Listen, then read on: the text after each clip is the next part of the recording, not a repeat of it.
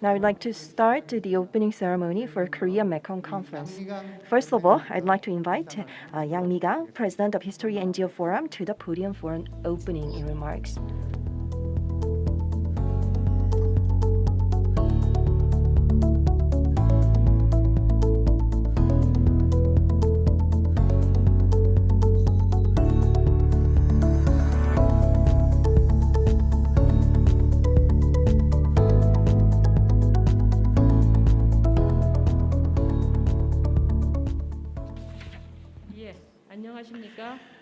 Good to see you all.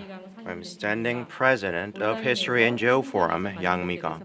It is a great pleasure to see you online and offline. The History NGO Forum tracks back to 2007 when we tried to turn historical arguments into historical reconciliation. So we are here from each member state, and it has been 14 years. And every year we host World Conference, 1 year in Korea, another year in overseas. So we are in partnership with member states all around the world. Meanwhile, our activities were mainly focused on Korea, China, Japan's arguments, and we took time to think about how to reconcile these arguments, and we covered many historical ideas, and we also seeked to solve this, learning from overseas, including European states, among others. And we go through a lot of dialogues, deep dialogues with other member stations. And this time, the Korea Mekong Conference is now taking another step away from Korea, China, and Japan.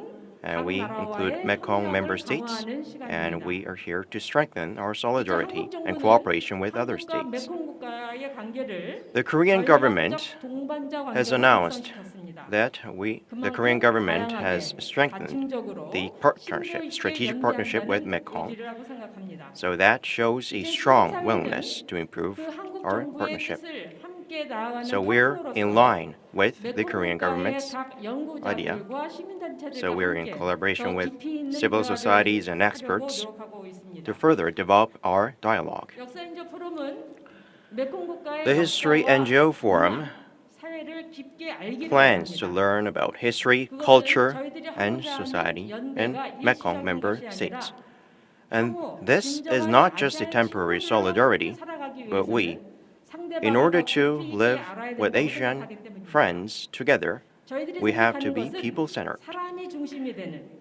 So we're planning to be people-centered, and we want to see each other face-to-face and understand and comprehend each other's emotions and thoughts so we can form real trust between each other to form a strong solidarity. So we began studying. Through a number of Thursday online fora, we invited each member state from Mekong and talked about what we hadn't known before to share our experiences. And today, we are planning to take one more step ahead to have a further advanced dialogue to think of what we can do in the years to come. Other member states from 5 and 6 states, researchers and civil societies are here to share thoughts and discuss agendas. And there is a saying that you cannot be filled with the first bite. But we would like to start with a small step, yet a grand step. Thank you for all your support and cooperation. Hanoi National University from Vietnam, Chiang Mai University in Thailand, the Smile Institute from Myanmar, and Cambodian Documentation Center and Laos National University, and civil societies. This year, 2021, and next year, 2022, and the years to come, we will further strengthen our solidarity. And also, thank you, Korean Ministry of Foreign Affairs, for supporting today's event. Thank you. So we will play a video. Please play the video. The first video, please, while we prepare for the next stage.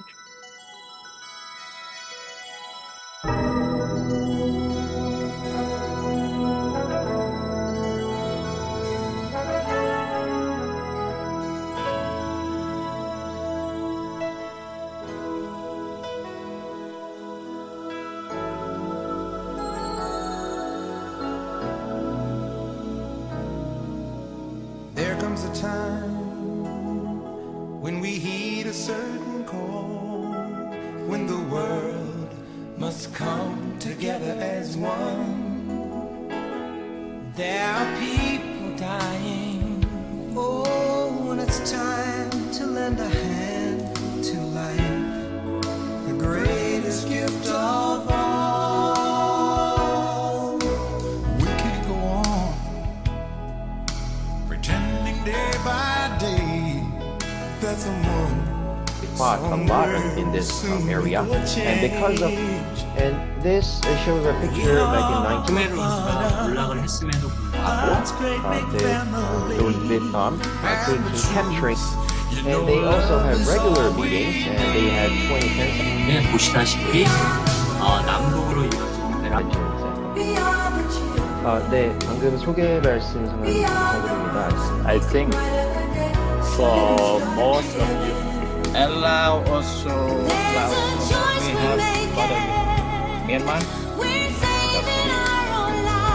This is the capital. This is because, but the building looks alongside the river bank. In Laos, the whole land of Laos, 60% is people make farms. They are doing people labor to speak for the religions. If anyone, this is only the city, and as long as we have some daily life, they will wear like this.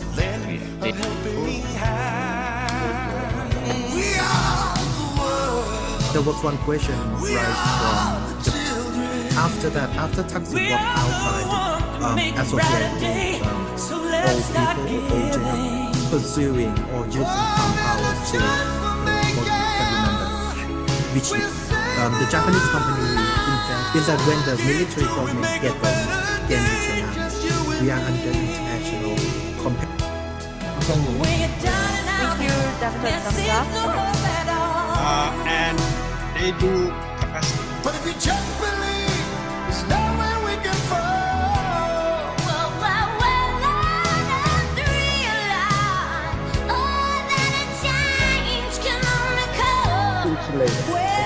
Everybody is bye-bye. Mr. Green is a regular member of our American Social Forum.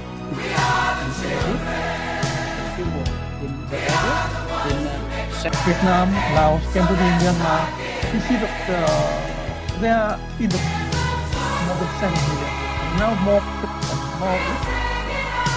go down. So South Korea like to be here more in South Korea. So they have the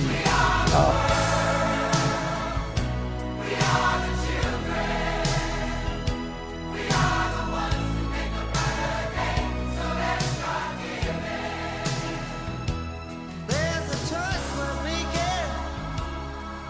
We're saving our own life. It's true, we make a better day. Just you and me. 이제부터 Well, thank you. 포럼을 시작하겠습니다. From now on, I declare the beginning of the forum. We'll begin with the congratulatory speeches. First of all, President Kim Young-jun from the Korean Association of Southeast Asian Studies will play a video.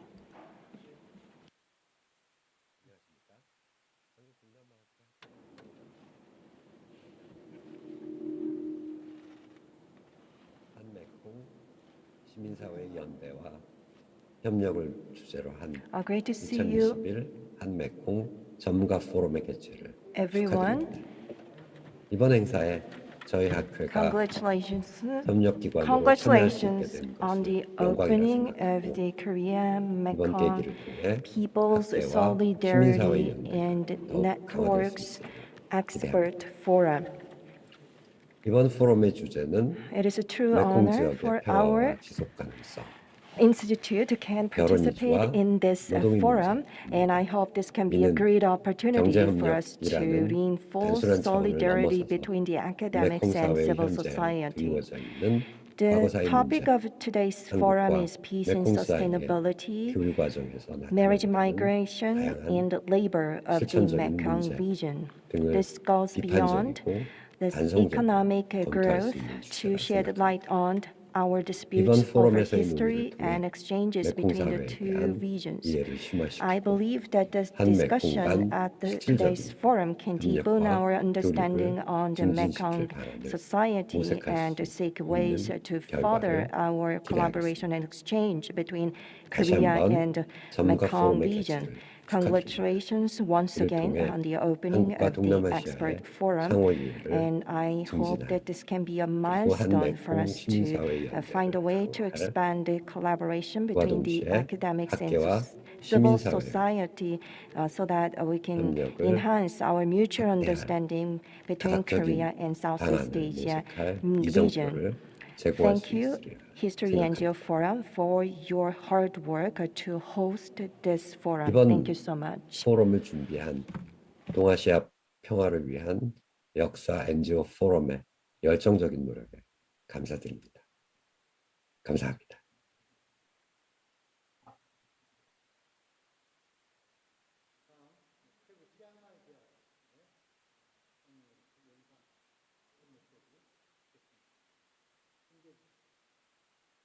Swadika. Hello from Thailand. My name is Wanapali Rasili. I am a head of School of International Affairs at the Faculty of Political Science and Public Administration, Chiang Mai University, Chiang Mai, Thailand. On behalf of the School of International Affairs, we are very honored to be part of the International NGO Conference on History and Peace 2021. I would like to extend my warmest thank you to the organizer, the History NGO Forum for Peace in East Asia, for inviting us to be part of this very important conference. Although the Conference of History and Peace has been held for more than 14 years, this is the first time ever that the School of International Affairs has a chance to participate in this forum and work with the network of peace seekers, NGO, and scholars. I personally believe that conflict can be resolved and peace can be made if we set our mind on the shared goals and values. And I sincerely hope that our participation will help promote peaceful cooperation among us in East and Southeast Asia. And last but not the least, I wish you all have a very interesting and fruitful day. Thank you very much.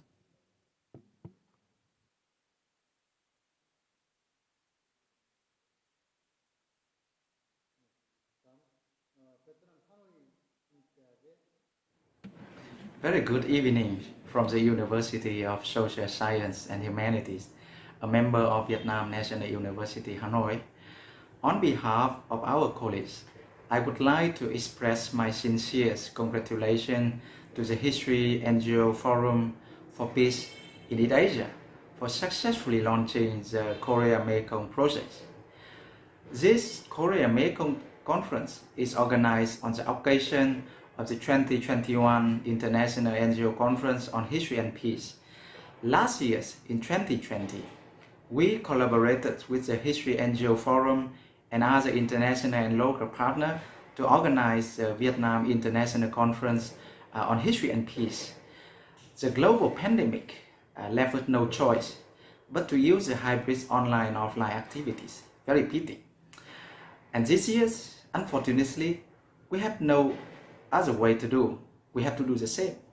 However, given the vast experience and extensive organization skill of the History NGO Forum, I have no doubt that, like last year, the 2021 International Conference on History and Peace will be a great success. On this occasion, I would like to thank the History NGO Forum for inviting us again to this conference and to the Korea-Mekong project in general. I really like the title of the conference, Fostering a People-Centered Community of Peace and Prosperity through People, Solidarities, and Networks. Our staff here in Hanoi will work hard in collaborating with colleagues and friends from Korea and the other Mekong countries to strengthen our solidarity and networks for peace and prosperity of the regions and the world in the years to come. Thank you very much.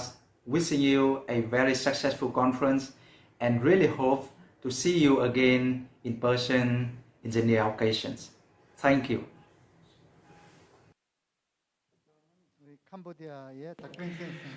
Next will be Dr. Sofena,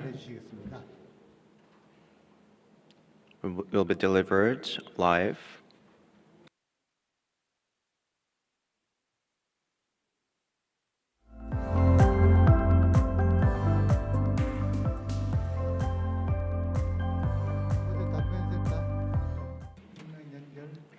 Dr. Sofena from Cambodia Documentation Center.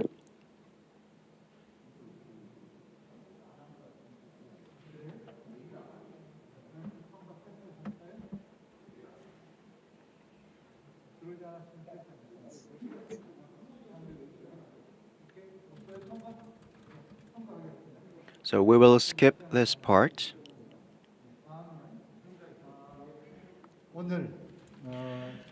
Next is a keynote presentation by former ambassador to Thailand, Jung Hae-moon. Please welcome him.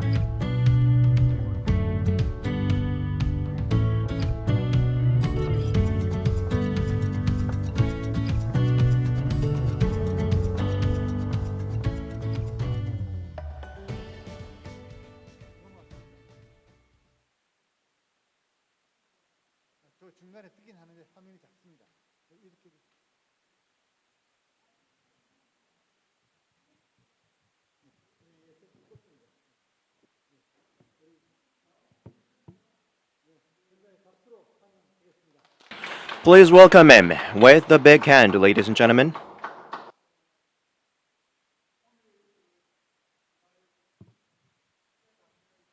마이크를 켜주시기 바랍니다. 강연의 타이틀은 한 메콩 전략적 파트너십 하에서 양측 간의 어떤 시빌 소사이어티 솔리데리티가 어떻게 발전돼 나오느냐, 이제 그 문제에 대해서 여러분들하고 좀 이야기를 나누고자 합니다.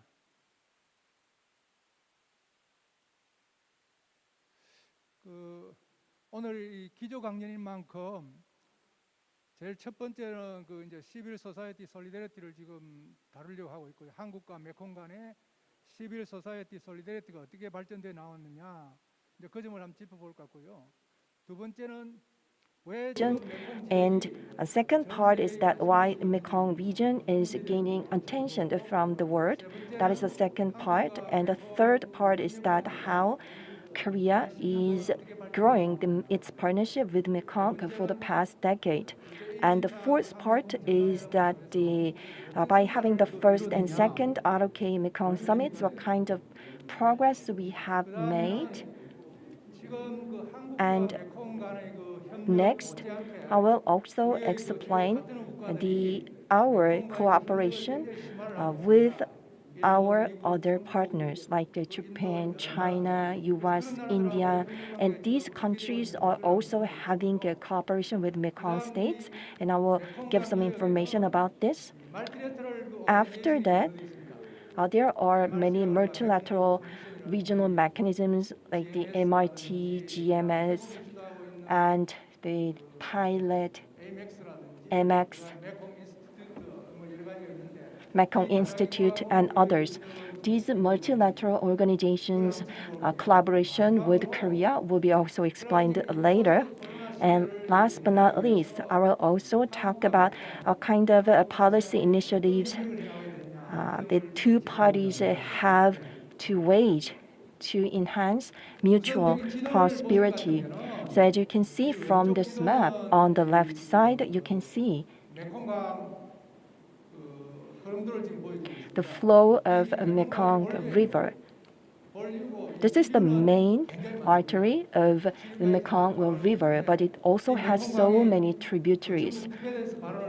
It starts at Tibet Mountain, and it goes through 13 countries in Southeast Asian countries to the South China Sea as the final destination.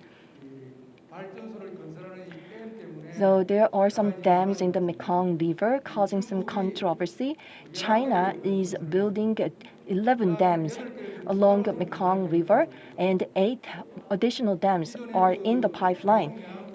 And those countries facing Mekong River, they have this 2 power plants, and the 7 power plants are being planned. These power plants are creating various issues and controversies. That's the current status. And as you can see on the map on the right side, these are the division between the Asian countries. So you can see the continental Asian countries and the oceanic Asian countries. So this is the first part of my presentation. How civil society solidarity between Arokeen and Mekong region has emerged since the 1990s. And what are the major events that has started this solidarity? I think the major event is the democratization of Korea in 1987, and followed by 1988 Seoul Summer Olympics. And in 1989, there was this Korea-ASEAN Dialogue Partnership. As you very well know, in 1989, there was this, after this Korea-ASEAN Dialogue was formed, in 2019, there was this Aroki ASEAN special summit in the Busan, marking the 30th anniversary of the forming relation between Korea and ASEAN. Even though this is called a relation, I believe that the relation between the organization like ASEAN is called the dialogue or partnership. And after forming this dialogue, I believe that the relations between Korea and the Mekong region countries have developed so much. And as you well know, in 1991, there was this joint joining of membership of 2 Koreas, and after that there were some incidents that many people paid more attention to the relations between the two. And in the 1990s, there was this industrial training program which facilitated the exchanges between civil societies. And in 1992, in Rio, Brazil, there was this UN Environment Summit, and many NGO leaders of Korea participated in the Rio Summit. And after that, in the Vienna, Austria, there was this Human Rights International Summit, where our NGOs from Asia, East Asia, and the Mekong states participated and raising awareness about the region. And after that, the various trends like the SNS development and the increase of public advocating lawyers, the new establishment of the development agencies and the active labor movement, all of these trends, they are the trigger points to facilitate the cooperation between Korea and Mekong region. And secondly, then how? As I told you, there have been many forms of cooperation between Korea and ASEAN and other Mekong region countries. And what kind of collaborations have there been? I will just give you some examples. The most important issues are the marriage migrants and migrant workers and the multicultural families' impact in the Korean society. These are the issues that are called as prime concern for Korean people, and the poverty issue, education issue, how we can help the students in the underprivileged environment, inter-Korean issue, and refugee issues, and how Korean businesses are making business activities in the ASEAN region and the Mekong region, and whether there is any possibility of adverse effects from the business activities of Korean businesses in the Mekong region. And East More Independent Movement, that is also a very major issue. The Environment Network of Asia,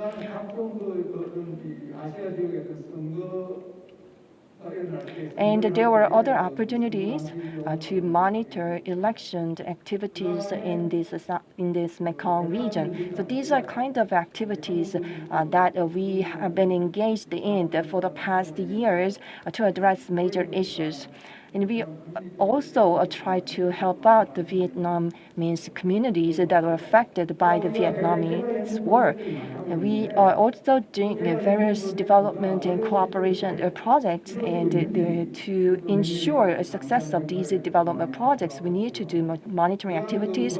So monitoring activities have been conducted, and we also extended support for the independence movement in Burma.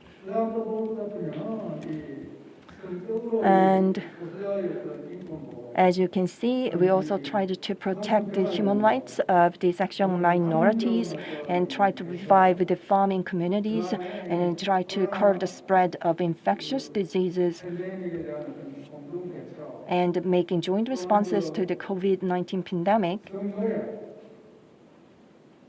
trying to reduce the sexual traffic and prevent the sexual traffickers from committing a crime, and how we can monitor the implementation process of various initiatives and projects. These are the areas that collaboration has been made. Then, going forward, how civil societies in the Korea in the Mekong region and extension to the East Asia can focus on to further collaboration in the future. This is another issue that we have to talk about. And I believe that the peace ODA can be one way and one area that should take a priority. As you well know, the Mekong region is highly dependent on the agricultural sector. So developing the rural communities and the agriculture sector is very important for the Mekong region. Another one is that preservation of the cultural heritage sites. What kind of contributions we can make to safeguard these heritage sites. And the next area is healthcare sector. Healthcare sector is becoming more important in the COVID-19 pandemic era, how we can build the medical infrastructure and how we can tackle poverty issues in the Mekong region and provide access to quality education. So these are the priority areas that we have to think about. Another one is to reduce the digital divide and the development divide. This is also very important and pending issue right now. And next, human trafficking and the kidnapping of women. These are also very serious crimes that we have to tackle, and try to spend much time to come up with some solution. And the environmental degradation issue is also a very important one that we have to think about. In addition to that, the smart city development and sustainable city development are also a very important topic that are emerging right now. And climate is very important. Climate action is very necessary right now, and I believe that Mekong states are heavily affected by climate change. Therefore, we have to come up with some ways to address climate crisis issue, protect the ecosystem, and preserve the biodiversity in this region. Droughts in the Mekong region and the rise of sea level inundating the farmland in Vietnam.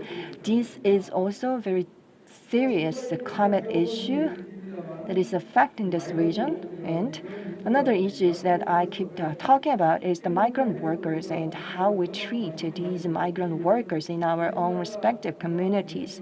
And in all of these areas, civil societies have to be very vocal and increase their presence to tackle these issues. Another one is water resources management, how we manage water resources. This is not just up to the government. Civil societies also have rooms to intervene. And another very important emerging topic is how we harmonize the development agenda with the environmental protection. This is also a very important issue that calls for a constant pondering and discussion between all of the participating civil societies so that they can provide ideas and make suggestions to their own respective governments.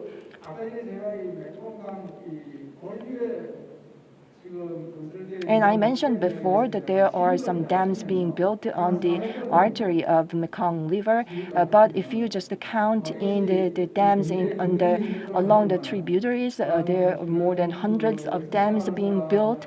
Of course, developing water resources is important, but the dams, especially large-scale dams, can give a big impact on people living in nearby villages. So this is an approach that we have to cautiously take.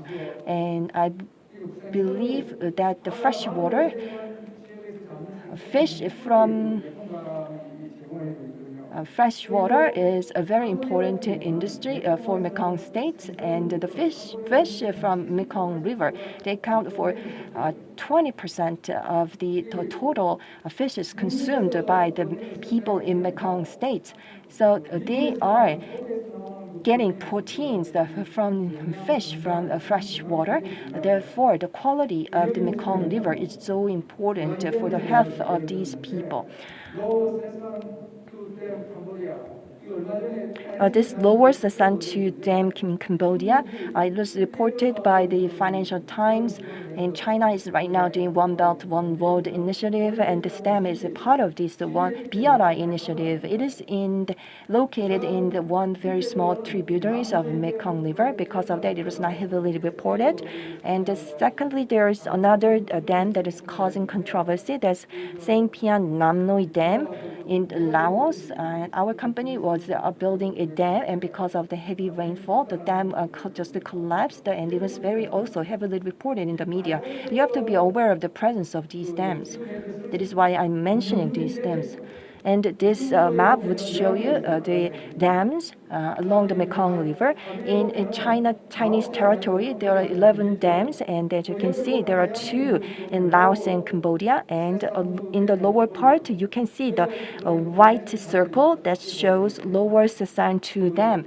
That made headlines in the Financial Times.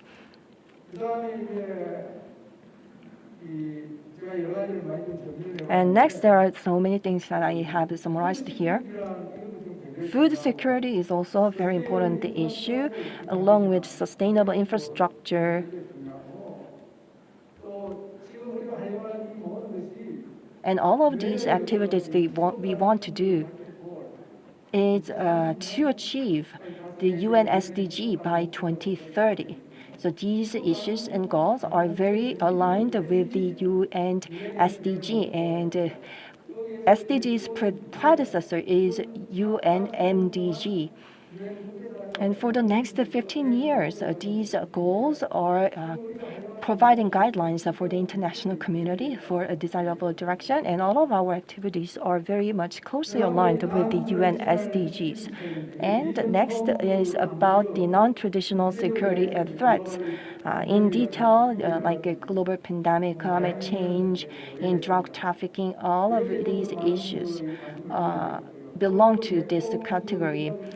We need to pay more attention to these issues, and for Mekong states, after the Indo-China War, landmines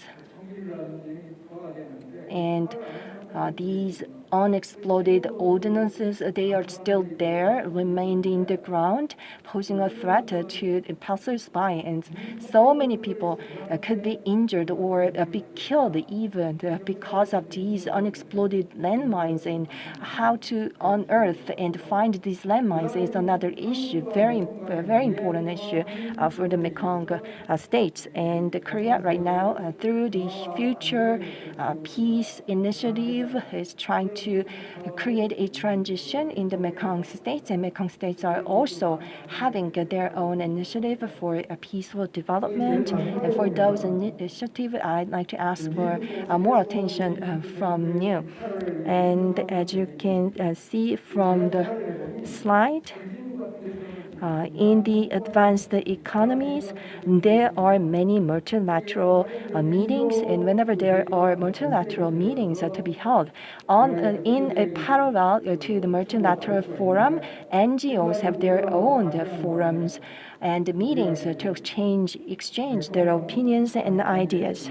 But when it comes to the relationship between Korea and the Mekong region, we don't have any such civil society forum, regional forum, in parallel to the multilateral summits between governments. And I think we need to pursue this line by hosting the NGO forums on the sideline of the multinational government summits.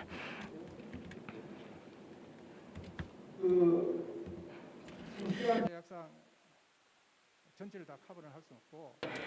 the interest of time, I cannot just give you every detail about every slide, so I would like to skip some slides, and I will be just very brief. Why Mekong region is so important? Some say that the Mekong region will be the second South China Sea. Strong powers are having rivalries over the Mekong region, and the rivalry is becoming very severe. So many people are voicing concern about the possibility. Then why the Mekong region is getting so much more attention from the world? Because it is strategically located between Indian Ocean and Pacific Ocean. This is a very strategic location, and the BRI and FOIP, these two conflicting initiatives are confronting with each other in the Mekong region. Mekong region is a flashpoint between these two initiatives. And as you can see from these two maps, on the left side, you can see this U.S. Indo-Pacific strategy, the Quad initiative that connects 4 countries, and these 4 Quad countries are closely related to the Mekong region. And on the right side, you can see the South China Sea. As you can see, according to the UN Oceanic Law, there are the territories marked for each country over the ocean.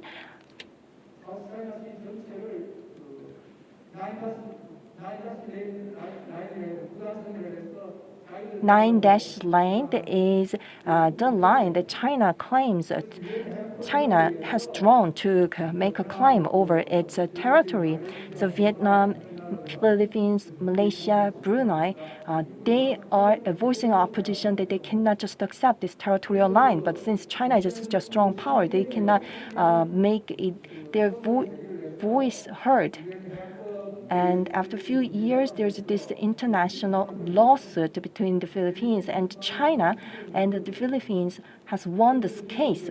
I think that was the 90% victory for the Philippines, but China made an appeal after the ruling over the disputes of this ocean.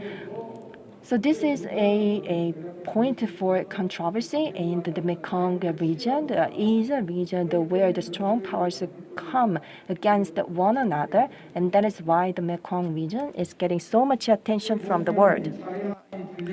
And at this slide, it says China presenting special challenges. Currently, China is asking for too much from other nations beyond the limits. Those are listed here, so please take a look here. And what matters from our perspective is that if we split half into Asia, and there are northern parts and southern parts, and there are oceanic Asian nations, what supports the Asian economy is the Mekong economic bodies. Before the COVID pandemic, about 6%, 7% of growth rate was shown, and the population is really young. Those around 30 take a huge part of the entire population, which means they have a great, enormous growth potential. So there will be more active economic cooperation in the years to come, currently hindered by COVID, but there are a lot of potentials, so we are likely to expand our economic interactions in the future.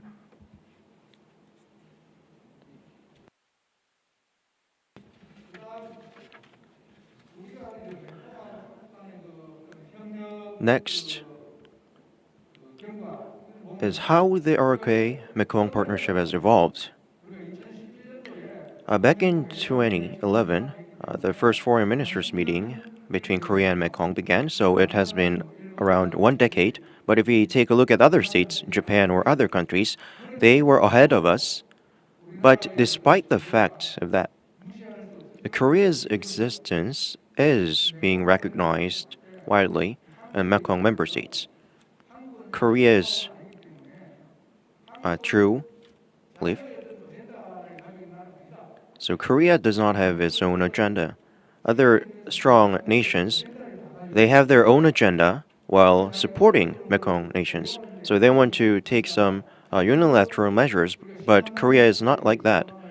So currently, Korea is seeking new southern policy. So they want to increase the quality of life of Mekong states. So Korea is showing that true intention. Let's say if we want to have a lunch with 10 friends, say, you need to spend a lot of time, right? Because those 10 friends have their own plans. So if you want to plan a day, then it'll consume a lot of time. And there were 3 summits in Korea, 2 times in Busan, 1 time in Jeju, and Secretary General from Korea included. And imagine how difficult it would be to plan a schedule because each member has their own things. But I think those member states believe in Korea's original honor, willingness to seek this partnership. So that is what it seems.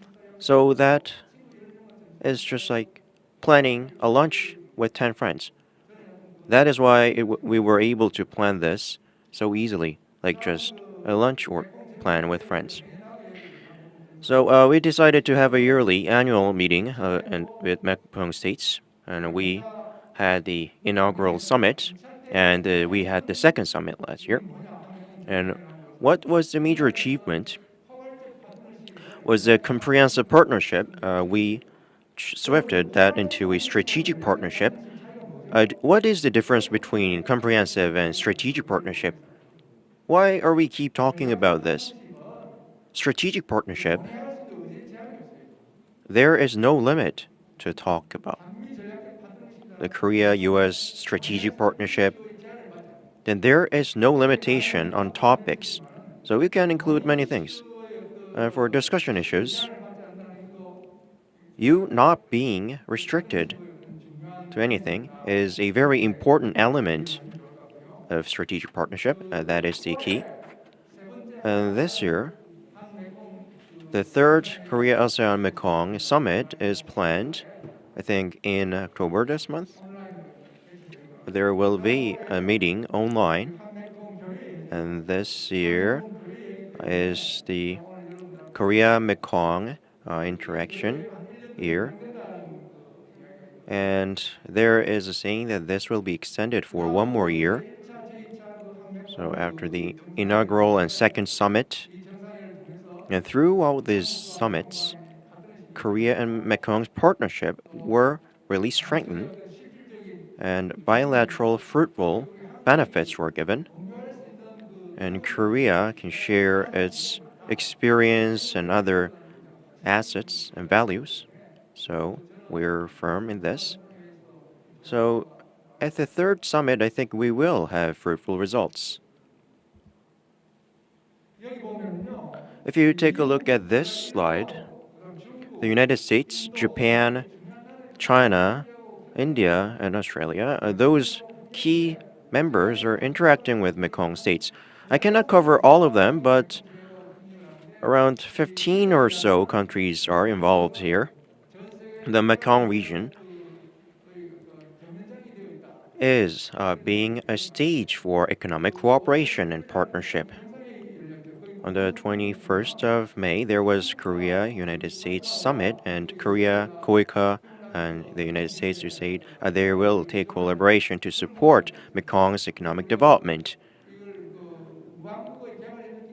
So we muster our efforts with those friends organizations Japan's JICA and Taiwan's TICA. So if we muster our efforts and share our strengths and support this, that will be really important. And Japan has engaged in a long partnership, and also China is strengthening their cooperation here. And you must have heard of One Belt, One Road initiative. And regarding this initiative, have you ever heard of AIIB? The AIIB, Asia Infrastructure Bank. And then what matters next is LMC, I would say. Next is multilateral cooperation. Here comes MRC, Mekong River Commission, and MECMAS and GMS. And China is involved here. And here comes Mekong Institute, which is a think tank to seek cooperation. And Korea is also involved. Not only Korea Asia, but also Korea Mekong. We're involved here.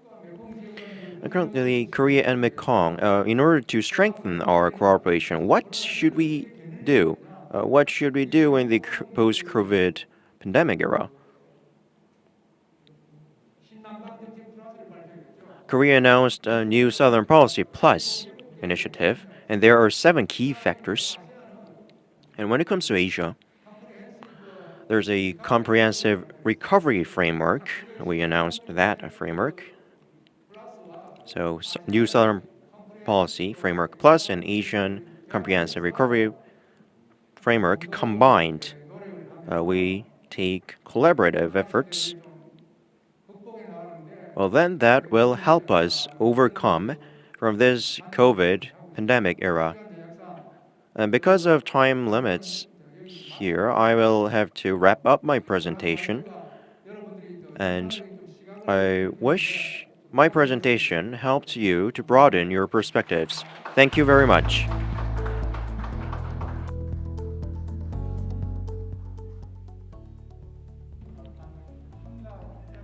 Thank you for your presentation.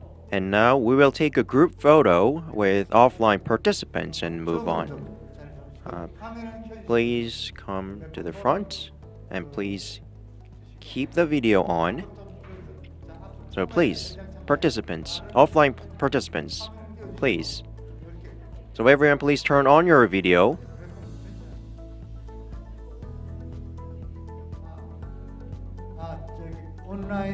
Online participants, please turn on your camera so we can see your faces. Thank you, thank you.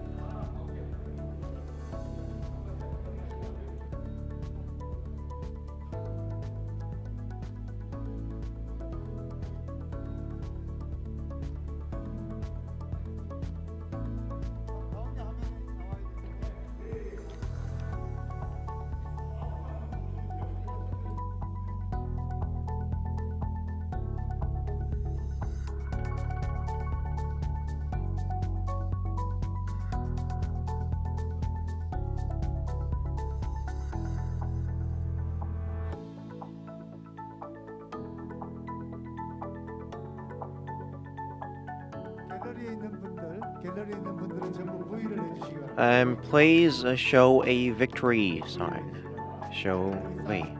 Please show us a V sign.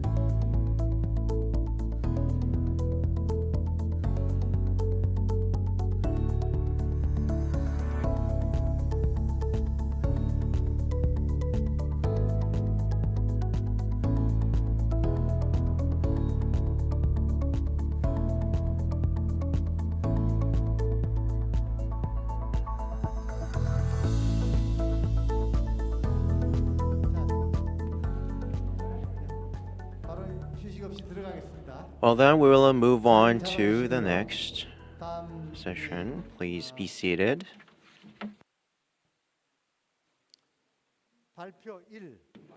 Next is the first presentation. The topic is Korea-Mekong cooperation. The first presenter is Professor Kwon Koo-sun. The presentation topic is a reflection on ROK's Mine Action Program for Peace Consolidation and Sustainable Development in the Mekong region. Then please, Professor Kwon, please share the screen. Professor Kwon? Okay, he is here. 네, 보이시나요? Do you see my slide? No, but we are not seeing your face on the screen. Okay, now we got you, and 목소리 혹시 들리시나요? 네, 잘 들리고 잘 보입니다. 네.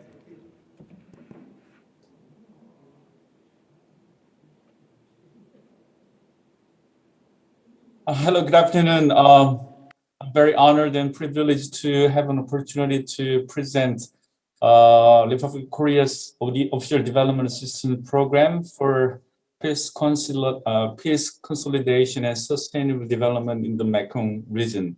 Actually, this paper is partly cited from the feasibility study and also monitoring and evaluation report that I had participated in the KOICA, Korea International Cooperation Agency's mine action program in the Mekong region.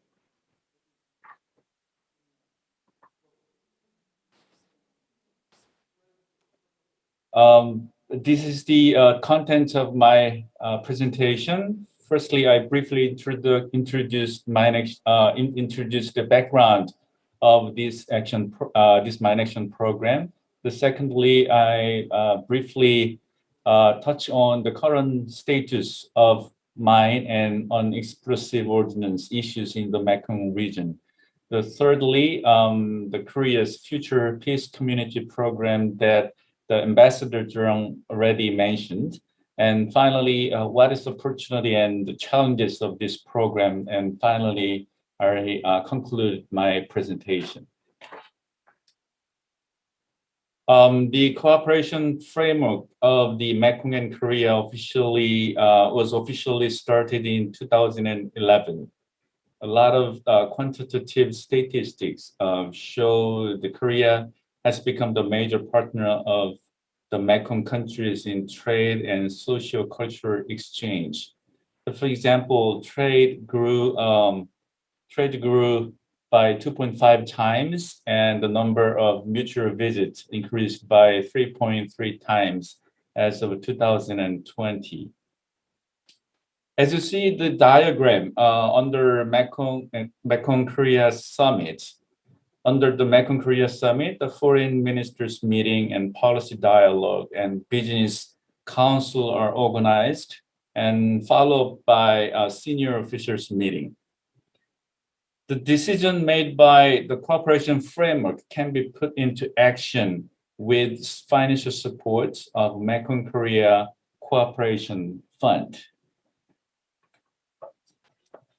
The significant outcome of this cooperation framework joint declaration of the first summit in 2019 and the plan of action in 2020.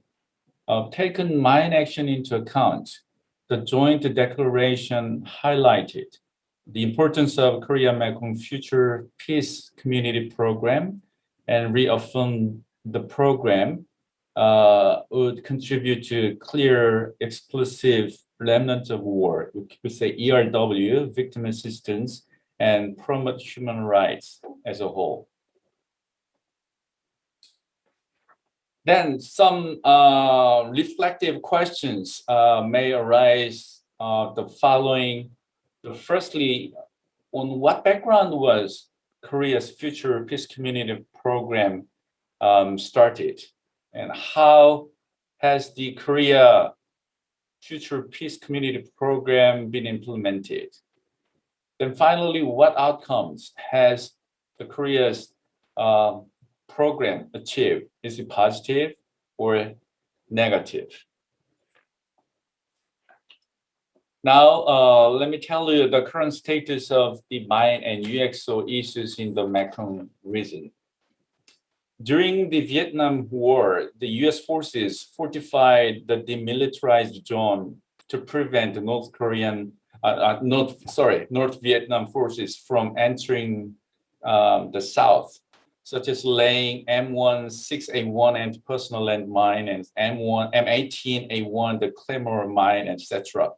As you see the map in right side, the Northern Vietnam Armed Forces alternatively explored the so-called Ho Chi Minh Trail so that weapons, manpowers, and ammunition and other supplies might be sent through Lao, PDR, and Cambodia.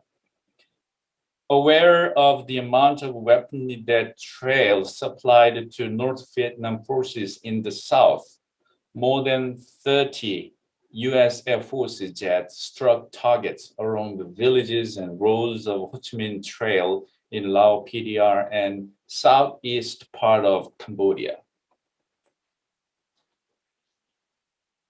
More specifically, US Air Force dropped more than 7.5 million tons of bombs on 3 countries between 1965 and 1975, which amounts almost double as many as bombs dropped during the Second World War. So it remains the largest area of bombardments in human history. The graph shows the current status of the mine or UXO contamination, the victims, etc. So recently, Lao government reported all of 18 provinces were contaminated by unexplosive ordnance, which used to be 15 provinces, but now the Lao government released all 18 provinces are contaminated by unexplosive ordnance. And mines have been found in Vietnam, and mines have been found. 발표문을 좀 옮기면서 넘기시면서 해주시기 바랍니다. 발표문이 뜨질 않습니다. 네. 그래요. 잠깐만요. 지금은 어떠십니까? 보이시나요? 표지만 보입니다. 지금 발표문을 좀 띄워주시기 바랍니다. 예. 계속 제가 옮기는데 그럼 이제까지 안 보였다는 얘기네요? 네, 계속 표지만 보이고 있습니다. 큰 화면에는요. 아, 그래요? 네.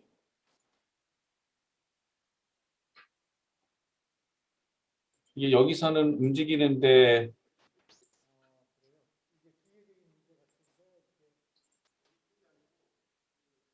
이거 제가 어떻게 할 수가 없는 분이 그럼 그쪽에서 좀 컨트롤을 해주시겠습니까? 제가 공유를 중지하고 여기서는 넘어가는데 화면상으로는 이제까지 안 넘어갔던 것 같습니다. 발표 계속해 주시죠. 뭐. 예. 일단 발표 자료는 공유를 하겠습니다. Go on with your slides. 발표 계속해 주세요. 네.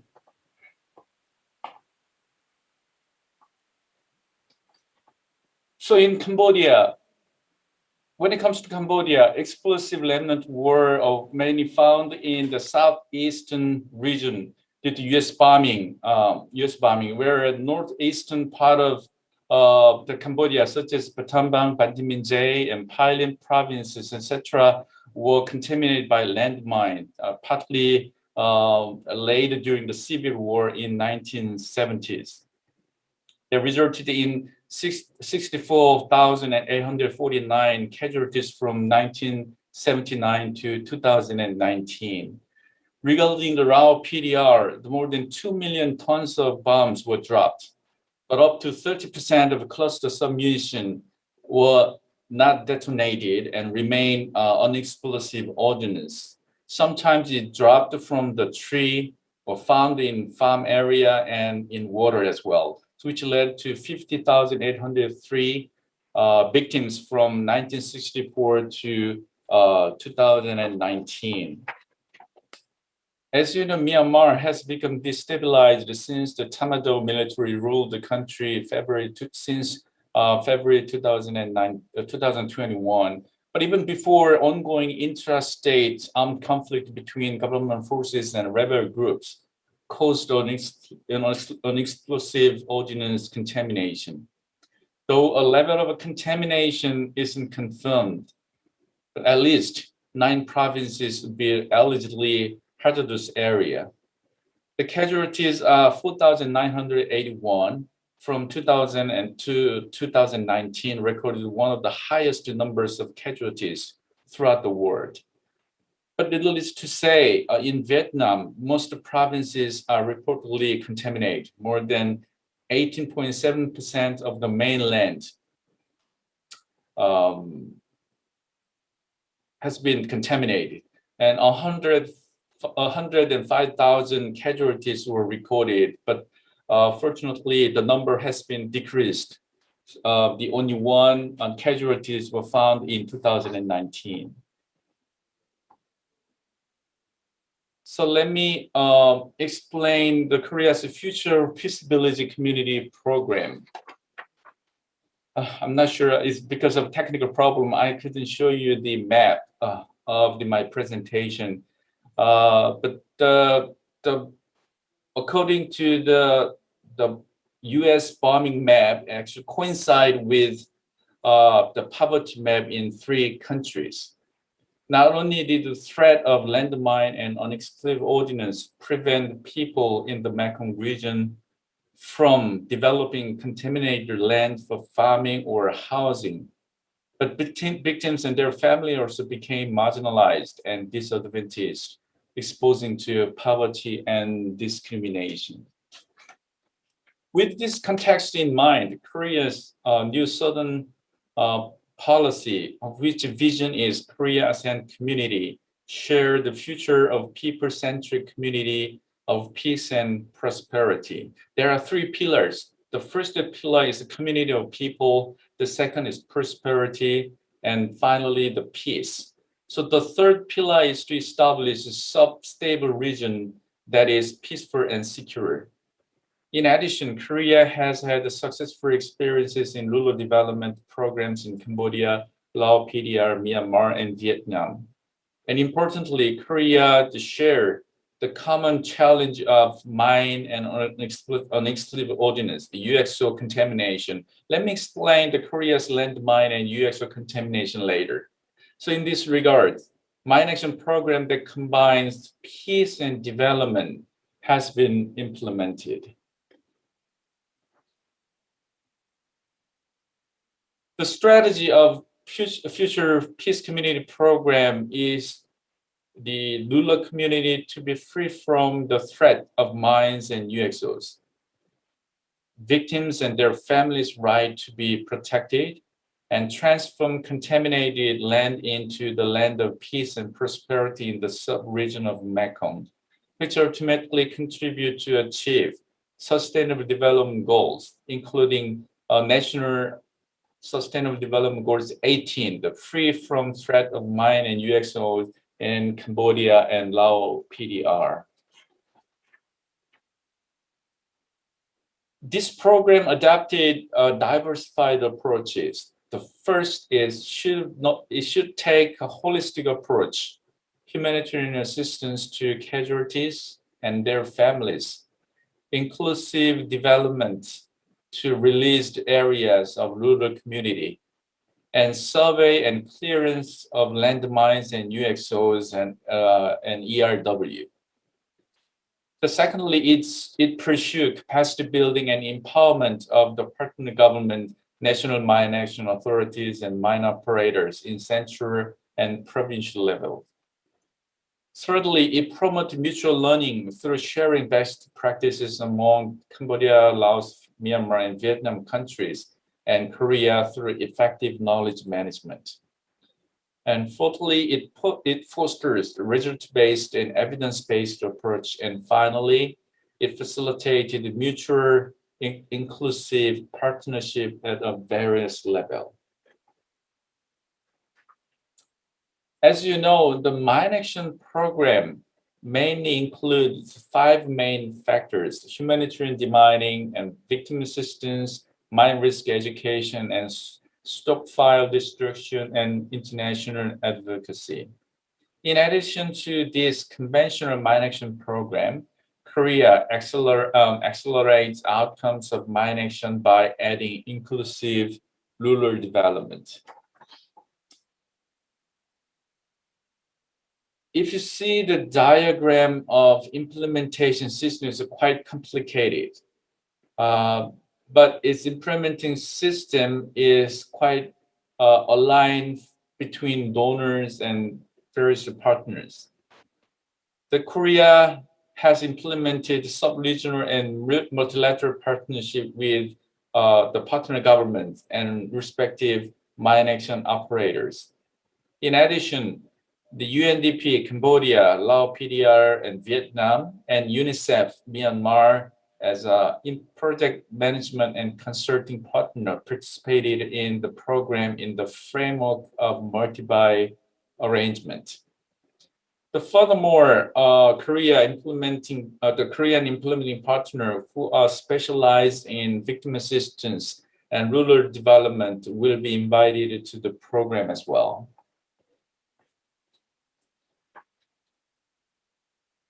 At present, in Vietnam, humanitarian demining has been conducted since 2014, and separate victim assistance and rural development program are planned accordingly. While Laos PDR had the integrated project of humanitarian demining and victim assistance, and it is expected that rural development program will be added in near future. The Cambodia will have the first pledge project including 3 areas: humanitarian demining, victim assistance, and rural development. In Myanmar, explosive ordnance education and victim assistance project was planned, but it will be suspended until the current Myanmar conflict is resolved. When it comes to funding, budget and implementing partners of project in respective country, of which project amount, the budget amounts to the $778 million. Actually, $10 million is allocated to Cambodia for clearing for resort project from 2021 to 2025.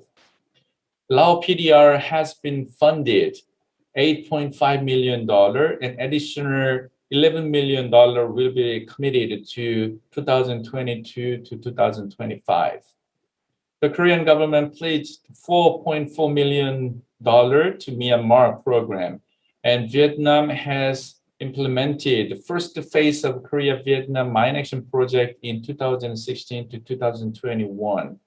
The amount is $20 million, and second phase project is planned.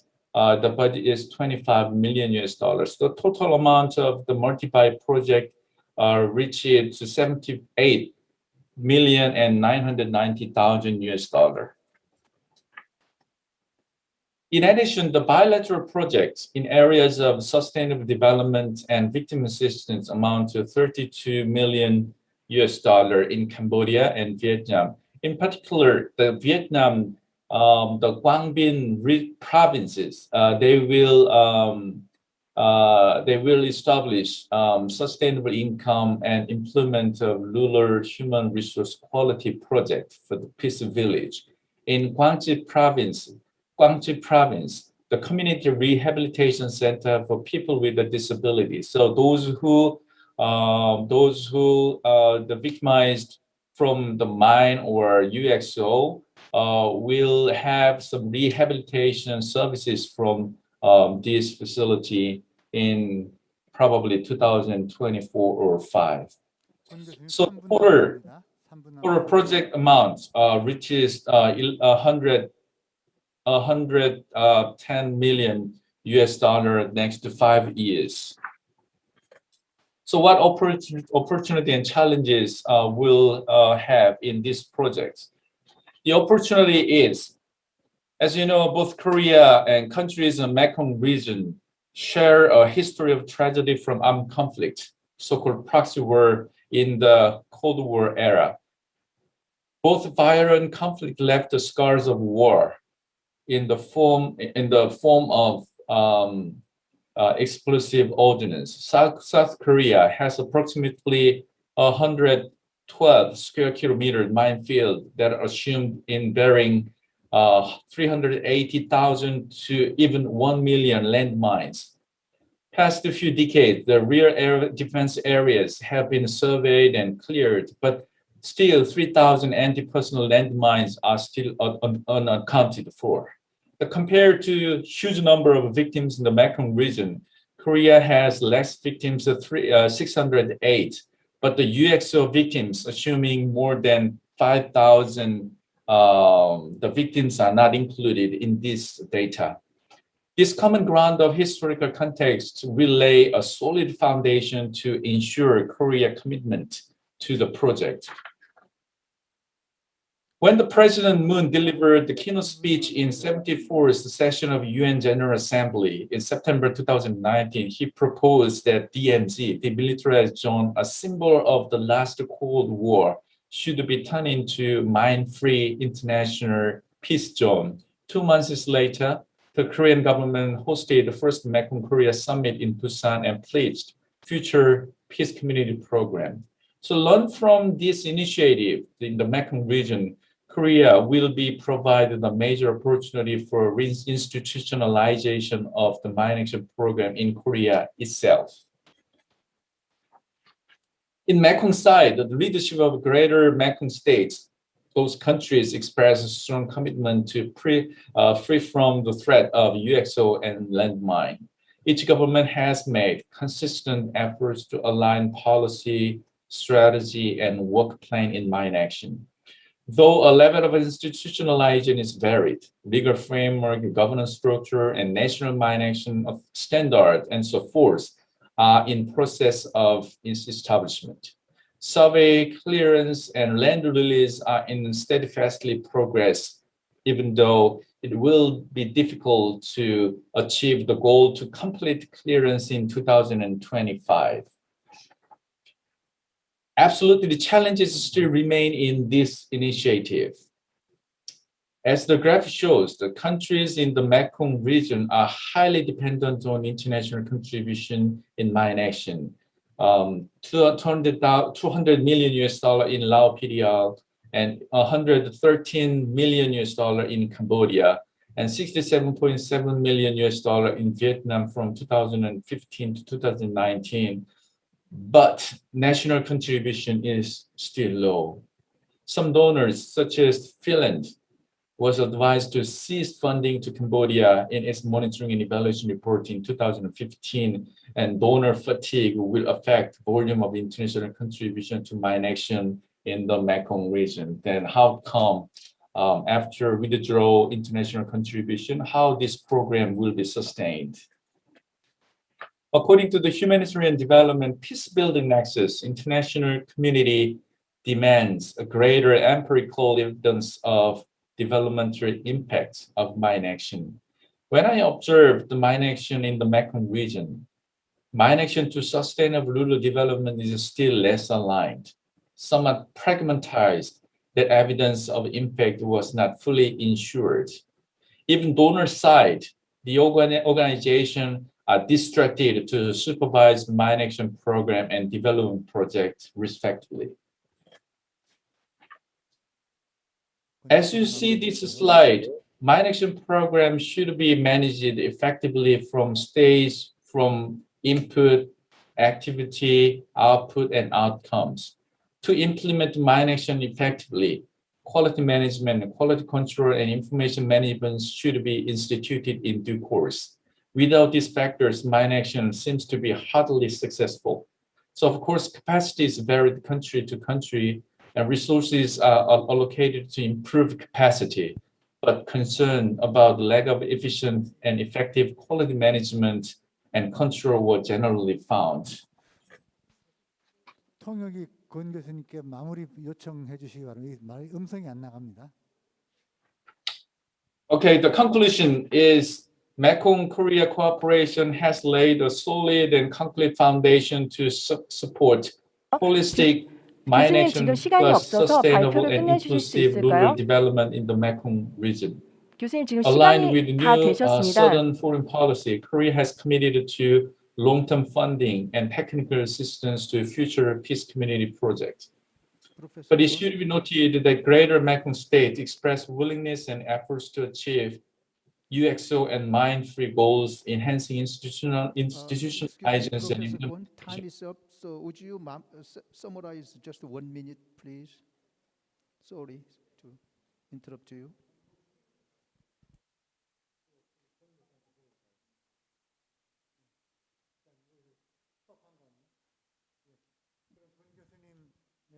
발표 자료가 있으니 그걸 참고하시는 걸로 하고 다음 아니 권 교수님한테 소리가 이게 나가는지 확인이 안 됩니다 지금. 권 교수님께 지금 소리가 나가는지 확인이 안 돼서 일단 지금 화면은 이쪽 저한테로 왔는데 이게 어떻게 처리하죠? 예, 통역자도 말씀을 하셨어요. 마무리하시라고 끝내시라고 했으니까 다음 순서로 진행할까죠? 토론으로. Please keep to the time limit, professors. Professors and discussants, please keep to your time limit. So we'd like to give you an alert, 5 minutes, 3 minutes, or 1 minute before the time limit. So please check the screen or the chatting window. Now we'd like to move on to the discussion. 발표 20분 끝나셨고. The discussant from Laos, the Mr. Julian Campiniers, please make your speech. The floor is yours. Yes, hello everybody. You can see my screen? I hope. Can you hear me well? Yes? Okay, so good morning and afternoon to everybody. I'd like to send my respect to the Ministry of Foreign Affairs of Republic of Korea and the History Forum, to the chairman and to all the participants. I would like to share my experience from the field in one project from Humanity and Inclusion, HI, in north of Laos, where we are funded by the Dutch Ministry of Foreign Affairs. I believe this project is a good practical illustration of what has just been presented by the Professor Kwon Gu-soon, and it shows how our organization is implementing mine action. So let me change the slide. Yes, so the professor has explained the context of the country already. I will just add a bit of information. As said, the magnitude of explosive ordnance in Laos is very significant, and it's a real barrier to reconstruction and socio-economic development. Laos is per capita the most heavily bombed country in the world. 10 out of the 18 provinces are severely contaminated by explosive ordnance. And there is a direct link between poverty rate and explosive ordnance contamination in those areas. The people that are living in rural mountainous areas are also at risk of being left behind, in particular ethnic minorities, the person with disabilities, and other vulnerable groups due to the fact that they are underdeveloped infrastructures, especially in the rural areas. So in Laos, we have the NRA, that is the national authority that coordinates the mine action sector.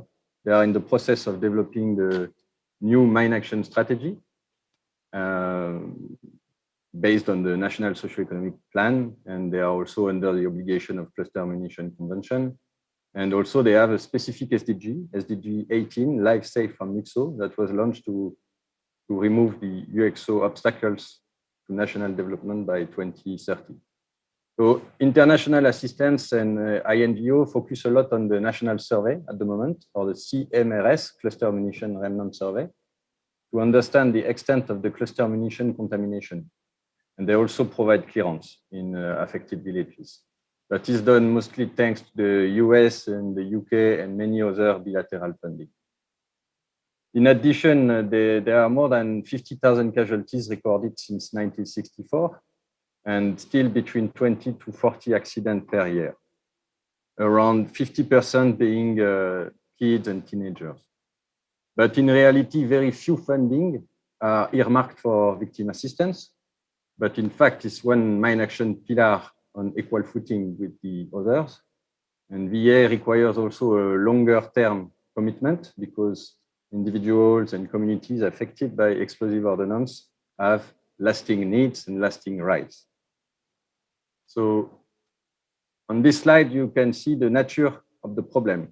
This is what we can find every day in the Wapan province. So of course, there is a lot of cluster munitions, but also unexploded ordnance like the rockets, grenades, aircraft bomb, and also landmines. Cluster munitions are the most important humanitarian and socio-economic challenge because it causes death and injuries, and it limits the access to agricultural land and development areas. This is the main focus of the UXO sector at the moment. But we also have quite a unique and specific situation in one district of Wapan, where the mountains are full of landmines and villagers are too afraid of going into the mountains. The danger of landmine is very high compared to the other UXO. This is a big concern for our operations as the methodologies employed in the country for survey and clearance are not adapted to landmine. And in fact, to this day in Laos, there is nobody that is trained and equipped to intervene on landmines.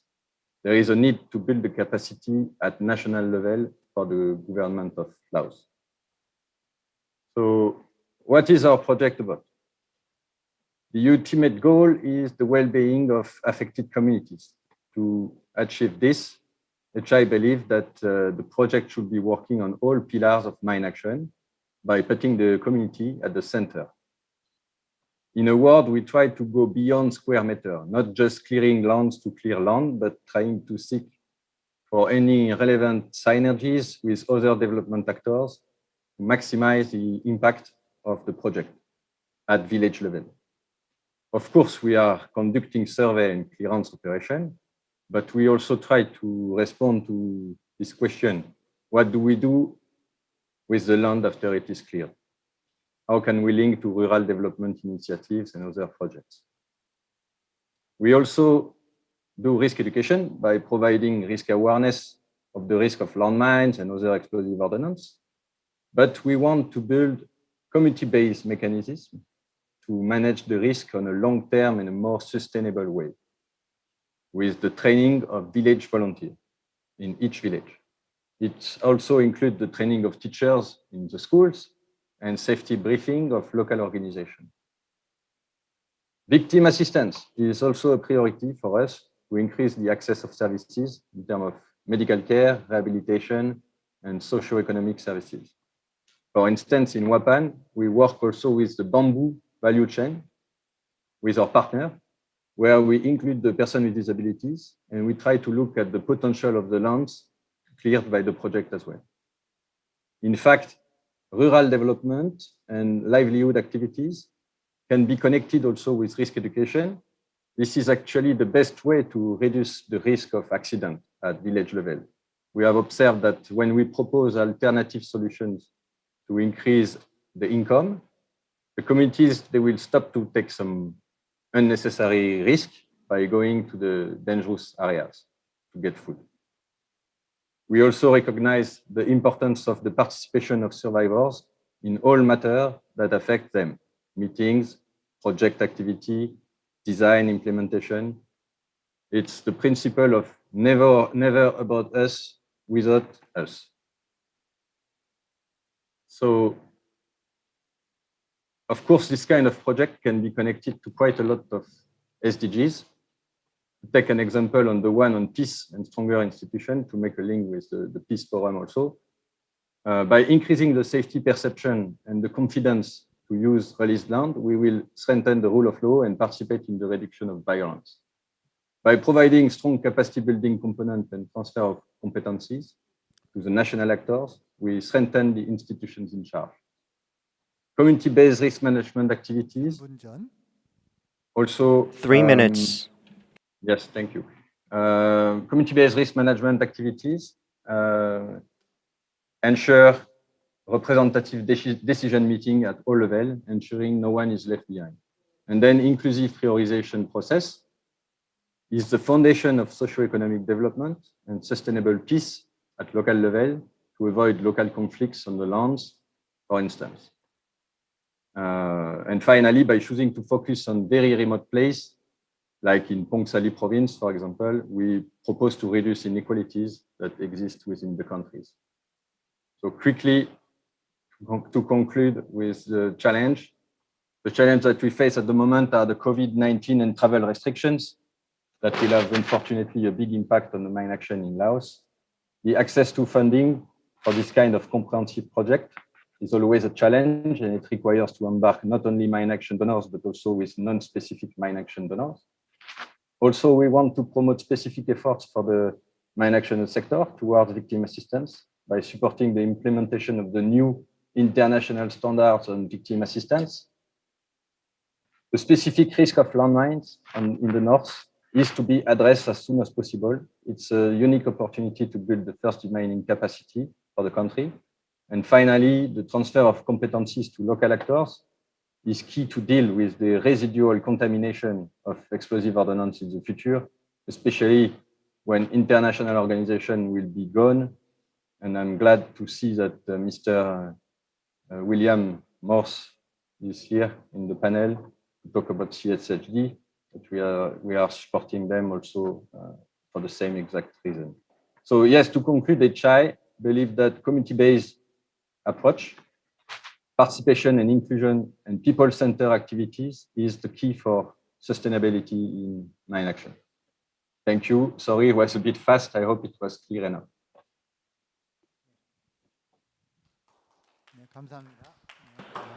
Thank you. Next presenter is from Cambodia, Dr. Akira.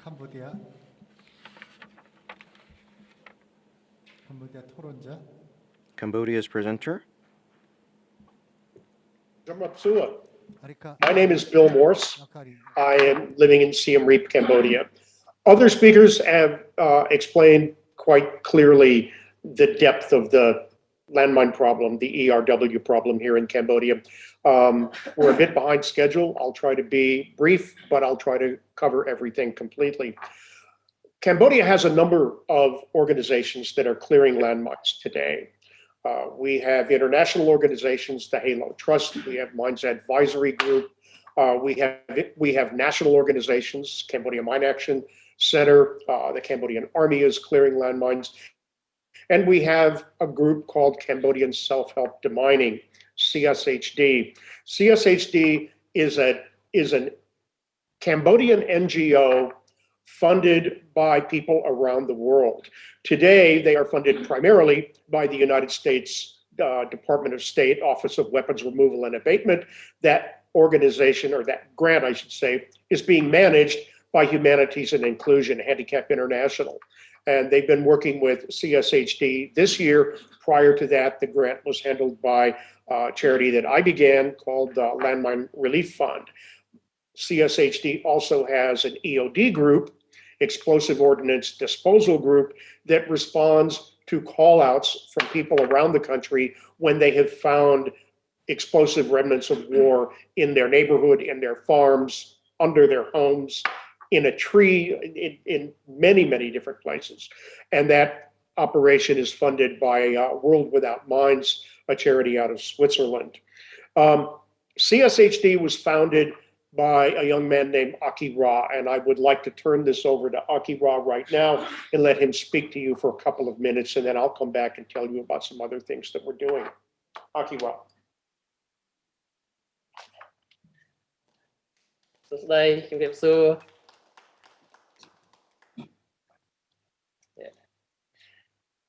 Hello, my name is Akira, and I am the founder of Cambodian Self-Help Demining.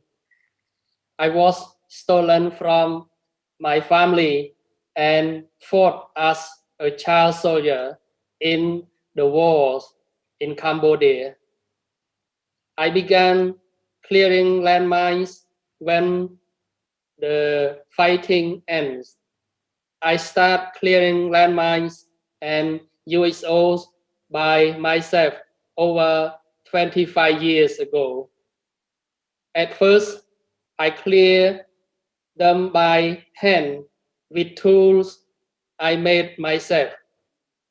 I help people who had been wounded by landmine and USO and brought many children to my home and raised them as my own. In 2007, we began to organize our work to become a recognized demining NGO in Cambodia. We are now a privately funded Cambodia NGO that has been clearing landmines in Cambodia since 2008. In 2012, our work was recognized in Korea, and I won the Manhe Grand Prize for Peace. We were very honored. It was at that time that we began working with the great monk and good hands. The Korean charity doing a lot of very good work here in my country. Since that time, we have been supported by Good Hand and Koika, the Korean International Cooperation Agency, together with grants from the United States government and the Swiss charity. World Without Mines. We have been able to continue and expand our work. Today, we work with Good Hands, the Landmine Relief Fund from America, and Humanity and Inclusion French charity to continue our work. HI joined us this year and is managing our US government grant and providing important technical assistance. We need to expand our work. The help we have received from the Korean government and Good Hand has been a very important part in continuing our work. Thank you for your continuing support in helping Cambodia rid itself of these terrible weapons. អរគុណច្រើន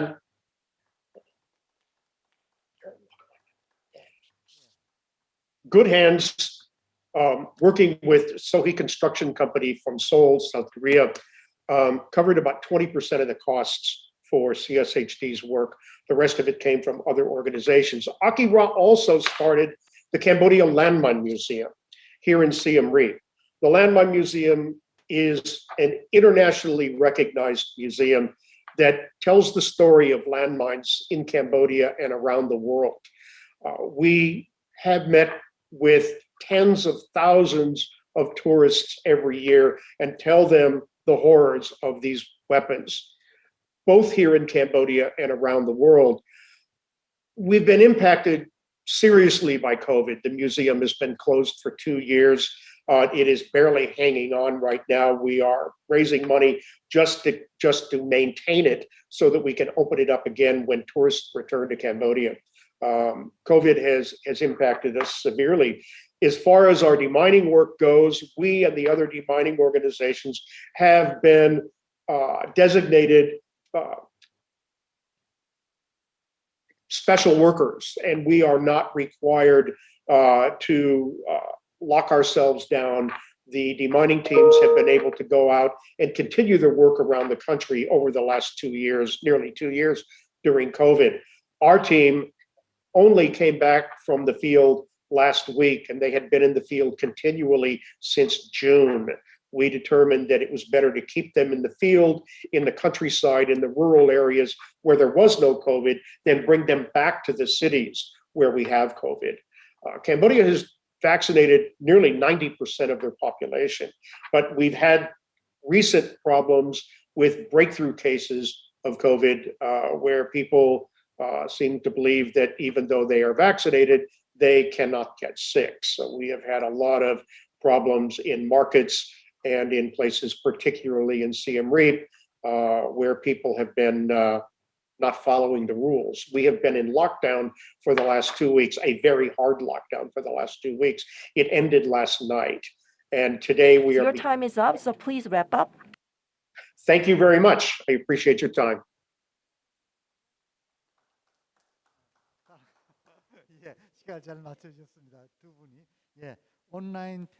Thank you for keeping your time. So, as an online panel, Thailand's Narut Sharonsi and Myo-Win, we will invite the two, please. And you will have, please keep time within 5 minutes, please.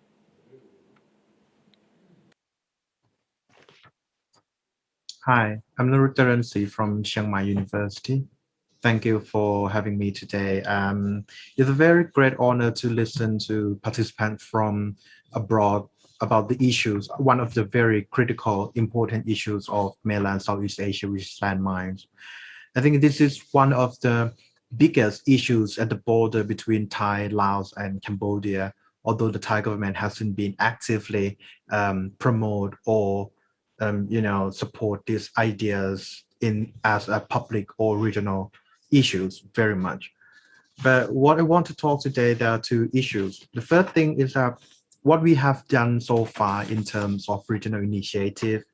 Under the law of the Convention on the Prohibition of the Use and Stockpiling, Production and Transfer of Anti-Personnel Mines and on their destruction, or Ottawa Treaty, although we have this international law to prohibit landmine and how to deal with it, but in Southeast Asia, as the legacy of the Second Indochina War, we still have this problem in the border. Thailand has a collaboration with some superpowers in the world, such as we have collaboration with the US. We do have US Cobra Gold, that we have landmine disposal exercise. And this Cobra Gold exercise is collaborated with Indonesia, Japan, Malaysia, Singapore, South Korea, Thailand, and the US. However, this issue is still important for Thai land border management because we still have some people who got into the forest or into the woods and then they find wild vegetables like mushrooms, and then they were confronted the landmines. There are 10 or 11 provinces of Thailand that still need to be explored because of the landmine, including Sa Kaeo, Trat, Chantaburi, Buriram, Surin,ศรีสะเกษ อุบลราชธานี เชียงใหม่ พิษณุโลก and Chumphon. But the top three provinces that have not been explored or cleaned the landmine are อุบลราชธานี ศรีสะเกษ and Trat. So in the future, I think what Korea can do to help with the landmine searching in the Greater Mekong sub-region and working with the Mekong Institute at Khon Kaen University is to do a research and do an academic collaboration to deal with the landmine. Because when compared to the Japanese government, Japan provide grant assistance for grassroots human security project schemes or GGP, the collaboration through Japan International Cooperation Agency or JICA, which help Thailand and other countries in Southeast Asia to search for the landmines. That is my ideas of what we can do in the future. I think South Korea still have a very a huge area of cooperation that can do with the GMS to explore the landmine. Thank you. Hello. Hello. Thank you very much. I think my time is coming, right? Uh, yes. I just wanted to focus on the issue of not only the landmine but also the dam issue is how negatively impact on the Myanmar people on that, negatively impact on the Myanmar people that are, but in Myanmar is, the longer history of the civil war in this area. You can see in, some 2 years since the independent, even before the independent, Myanmar is already started for civil war and up to today, but now it's more complicated, and the crisis, the landmine issue is in Burma is like not only in the Myanmar military but also the all ethnic armed group also uh, use the landmine issue. So there is no, agreement between the landmine issue each groups. So Myanmar is like, in not only in the now in the jungle area, but also now after this coup, in the landmine issue, it's very complicated. Even in city, there is no landmine ban agreement each other, as well as not much fully collaboration with international community because of much restriction by the military, but during the last government, I can say like less NLD government time, a lot of international initiated is engaged with the Myanmar government.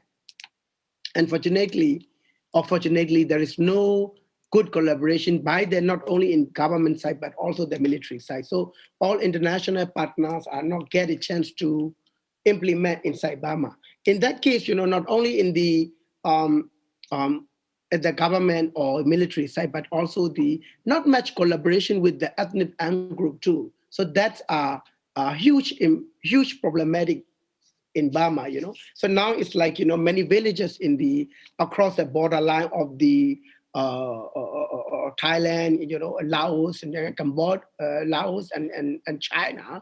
There is a lot of armed groups are there, and as well as for Myanmar military always invasion for those areas. So I mean, for both sides they have always, big barrier is like, the landmine, that landmine is both side Myanmar military side as well as for ethnic armed group side.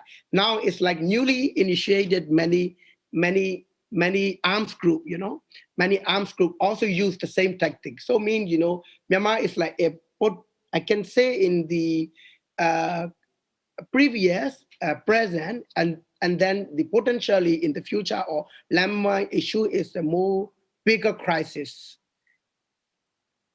near future too. So mean that, that's people are not so much safety. And then even in last few days ago, near our offices, not the landmine, that is the control mine, control mine to attack the military truck. So mean that, many civilian are injured. So mean that issue in landmine in Burma is always to be, the complicated and more controversial. But I think that I would like to suggest 2 points. One, international community should be engaged, two institutions. Number one is like, of course, the ethnic arms group, as well as for the now newly called the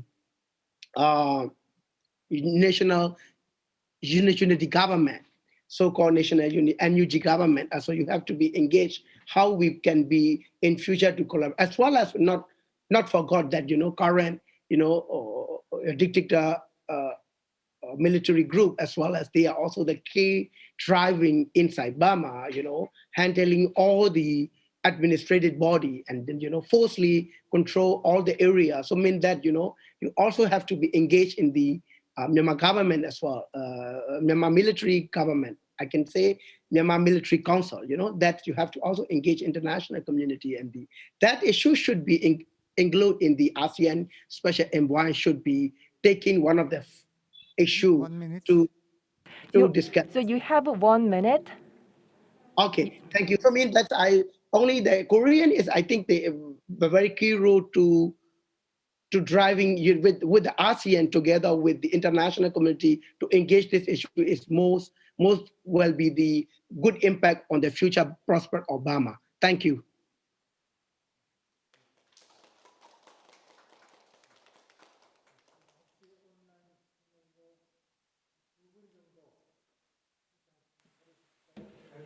So I think we have time for about 2 questions. It is almost time. Do we have like 2 minutes? It's exactly 3 p.m. here. 토론을 해 주실 분이 있을까요? So, any participants who would like to add a comment?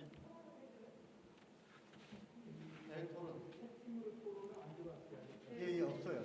So we see no discussion topic on the chatting. 토론을 원하시는 분은 채팅에서 So if you want a discussion, then please use the chatting function to ask a question online. Well then, we will wrap up this session, and from 3:10, we will begin the next session. Thank you.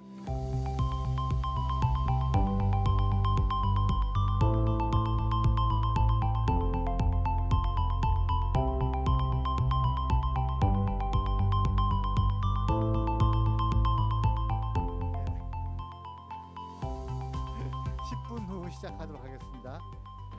We will resume in 10 minutes.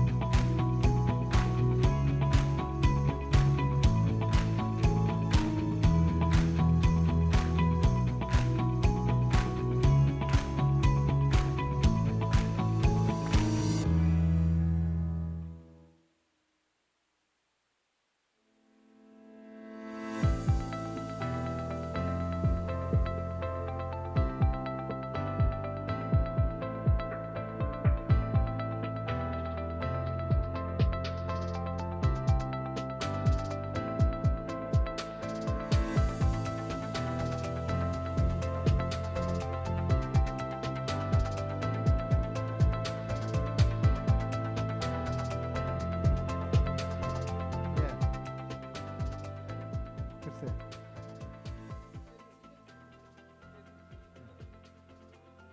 예, 참고. 네.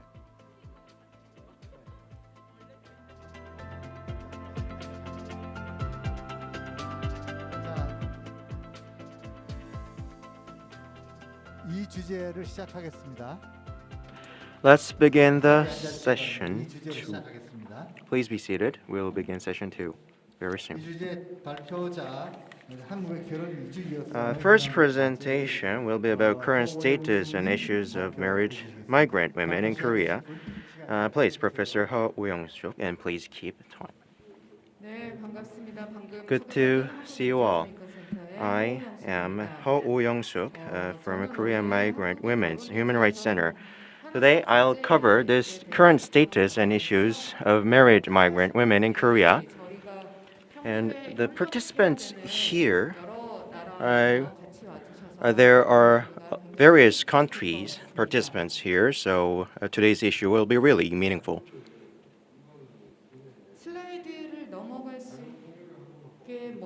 So please let me go to the next slide. Is there a slideshow function?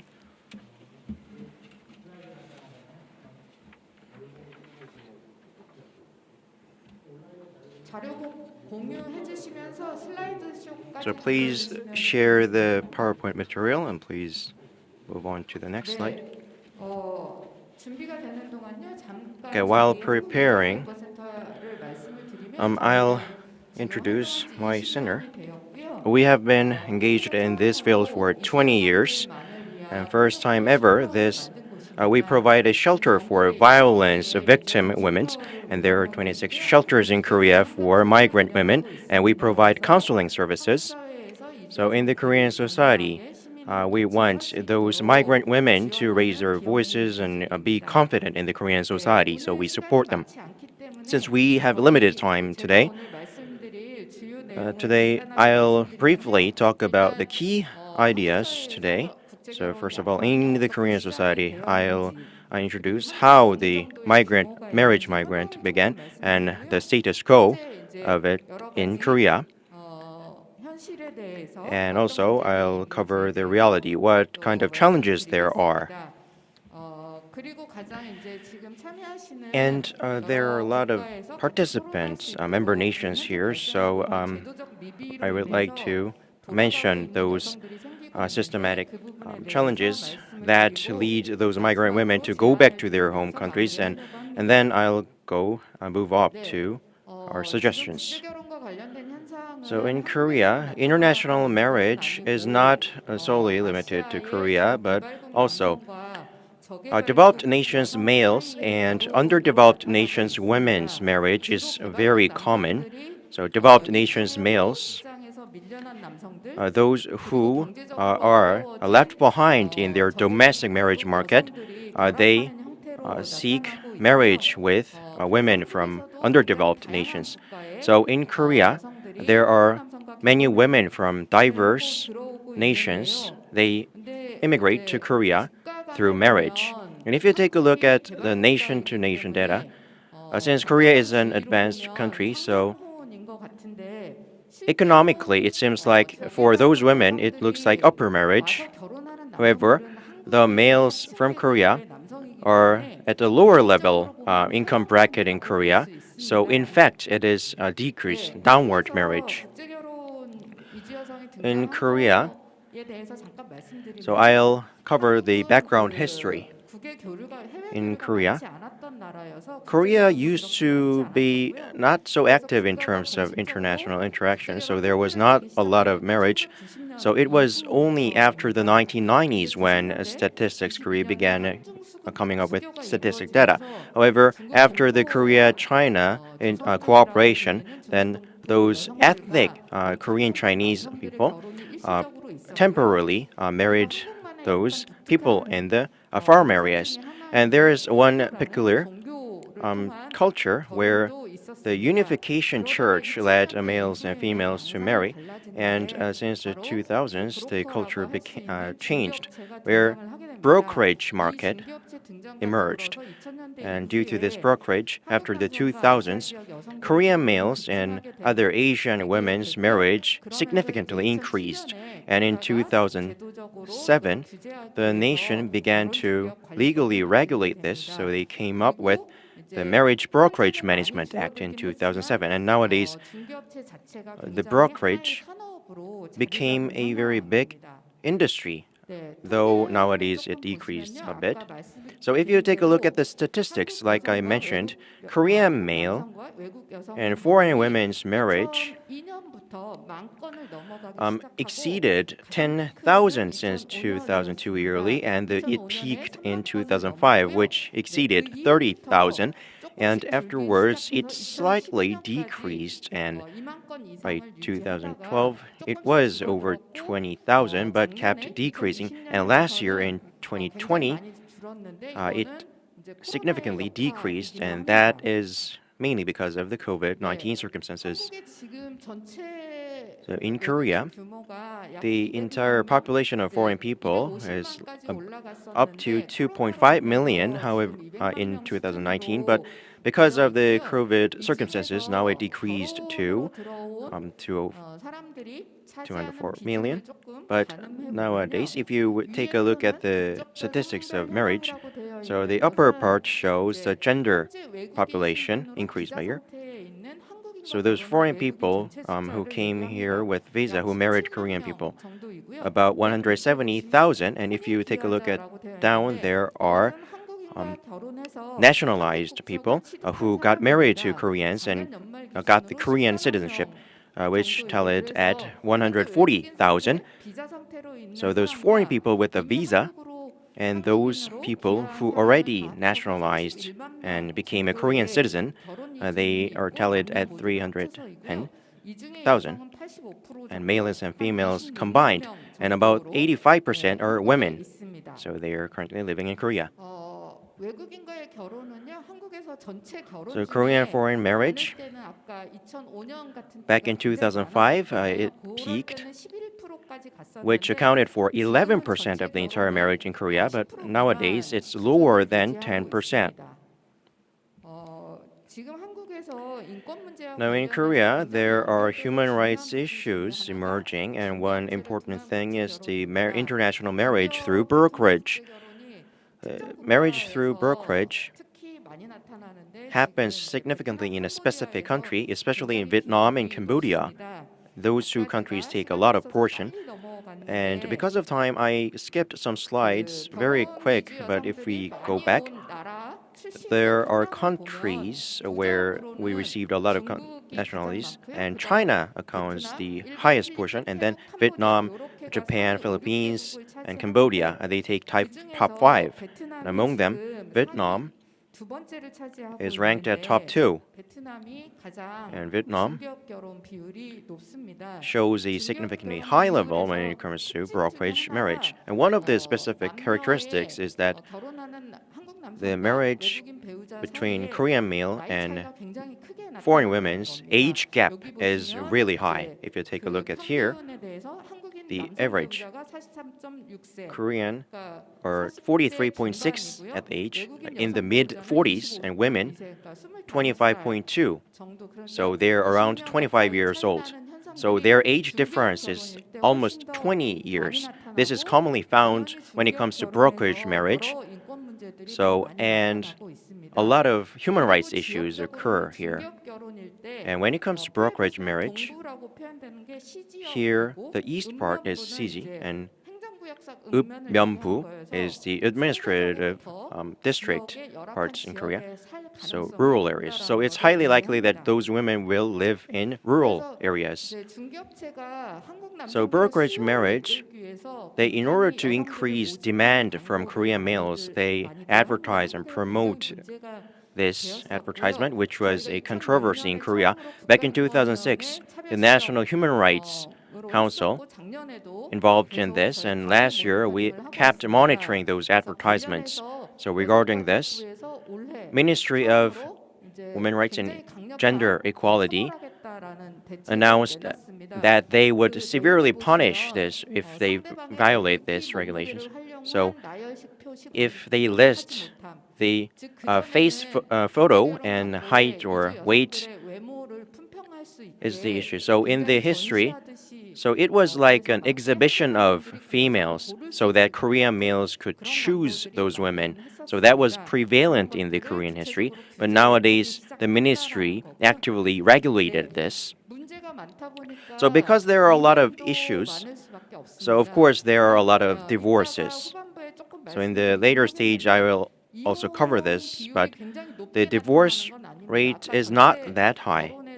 So among the entire marriage, the international marriage account for approximately 7% of the entire marriage, but the percentage that international divorce takes is only about 5%, which is not significantly high. But when those foreign women get divorced in Korea, then that means they lose their right to stay in Korea. That is a problem. And like I mentioned in the early part of my presentation, if you take a look at the national level, it seems like they are moving to a richer country. However, they get married to poor, economically poor males. So when we took this survey of multicultural families back in 2018, the monthly income was about $4,100 if you translate that into US dollars, and lower than was accounted for almost 60%. So those males get lower monthly income compared to other Korean males.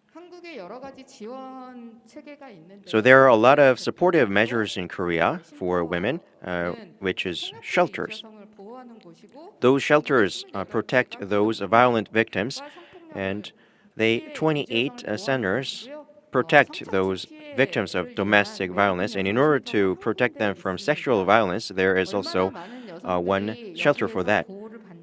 How many women get protected here? About 1,000 women visit here, and 600 were victims by themselves, and 40% are their accompanied children. And there are diverse incomes, influx sources, and when you take a look at the cumulative number, the China accounts for the highest number, portion.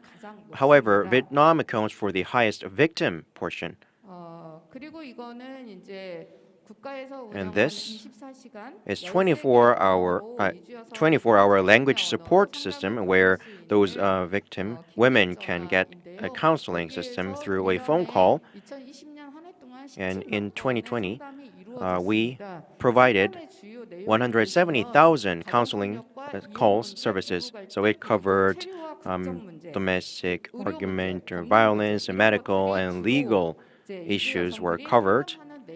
So those are main topics. And like I mentioned before, the accumulated number here, Vietnamese women take a significant portion compared to other women from other countries. And this is a summary of what had been reported on the news media outlets. And since 2017,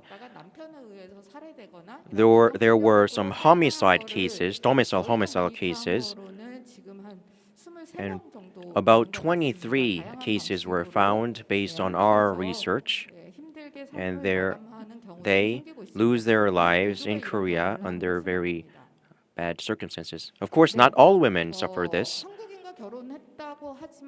Although they got married to Koreans, but it doesn't mean that they have a secure right to stay in Korea. The visa type is F6.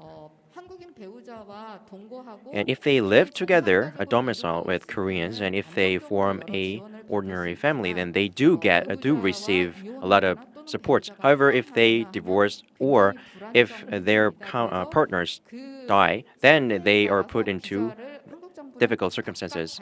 And the Korean government take care of those respective types. And based on the type, the way how to nationalize change. So if the Korean partner survives and if the family environment is doesn't have a problem, then there shouldn't be a problem. However, if the family environment becomes worsens, then that means their lives in Korea faces a lot of challenges. However, the fact is there are a lot of brokerage marriage, so from the very beginning, they face a lot of challenges and issues. So when they marry each other, then it would be the best if they could live happily ever after. However, if there are problems, then they, of course, they consider divorce. And if they get divorced, and if they decided to divorce, then that means foreign people, came to Korea because of marriage. But if they get divorced, then that means they have to go back to their home countries according to the Korean law. So they have to prove to the Korean legal system that it wasn't their fault. Then they have to go back to their nations. However, there is exceptional way where if they raise their children in Korea, so if they can prove that they are child caring in Korea, then they can. So I mentioned that the visa type is F6, and among marriage visas yearly in 2020, the F6 visa, over 1,300 people were illegally residing in Korea. So many people think that marriage visa is stable. However, many of them are put into unstable circumstances. Recently, since 2000s, international marriage significantly increased, and nowadays it is rather put in a stable condition. International marriages keep decreasing in Korea, but thankfully, in terms of international brokerage marriage, there have been a lot of efforts. And also, meanwhile, Korean males' demand in international marriage also decreased because of a lot of different various reasons. And since this data is rather long, and now they have their willingness, demand for jobs and child caring, and their demand for Korean language education has decreased. And in Korea, systematically, if they are not well settled in Korea, then they face issues like divorce. So, residing challenges still remain. So sometimes they have no choice, but they are forced to go back to their home countries. So those nationalized women, that topic will be covered during the discussion session. But by our definition, they came to Korea because of marrying Korean males, but because of their voluntary or involuntary issues, they have to go back to their home countries. And Ministry of Justice, they do not have their own statistics regarding this, but when those women come to Korea, then usually those foreign women's families think that the women would settle permanently in Korea. So the foreign society, the communities, or the women themselves are not prepared to go back to their home countries. So we conducted some survey here, and we conducted some interviews of those nationalized women, and we published a book, which is "The Story That Has Not Been End" is the title. So those Mekong nations, in terms of cooperative measures, I would like to mention a couple of ideas. So as a field specialist, this is one of my key concerns. In Korea, the human rights issues of migrant women and the brokerage system, we have been keep raising voices against these issues, and the Korean government says regarding the Korean marriage visas, they increase the regulations. That means the gatekeeping level increases. Then, will those women be stably stay in Korea? That's not the case. So how can they stay in Korea safely, and how can they safely move to Korea? That is an issue that we should cover. And later on, we will also listen to presentation about Vietnam's case, and currently how we can make use of our systems effectively is a thing to talk about. And the migrant women in Korea, there are keep ongoing issues, and how we are going to properly support them and how can we take collaborative measures to support them is another thing to talk about. Well, thank you for your attention. Thank you.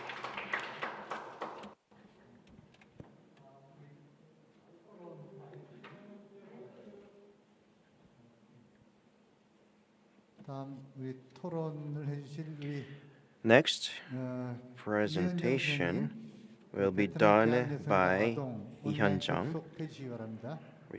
about returned Vietnamese women and children. Please access the online. 네, 자료. 예. 네, 시간 10분입니다. 지켜주십시오. 그러면 네, 자료가 공유되나요? So, is there my slide on the screen? 자료를 여기서 띄워달라고 지금 부탁하시는 거예요? 아니요, 제가 지금 하는데요. So I'm trying to share my slides right now, but it is not coming up on the screen. Okay.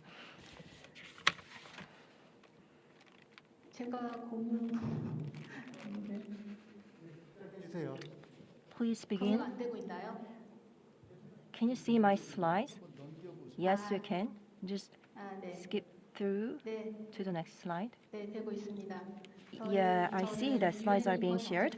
I'm from Yo Nguyen, I'm director of Vietnam Catholic Office, the Korea Center for UN Human Rights Policy. In 2012, those who want to leave their countries for marriage, they are the targets of our center.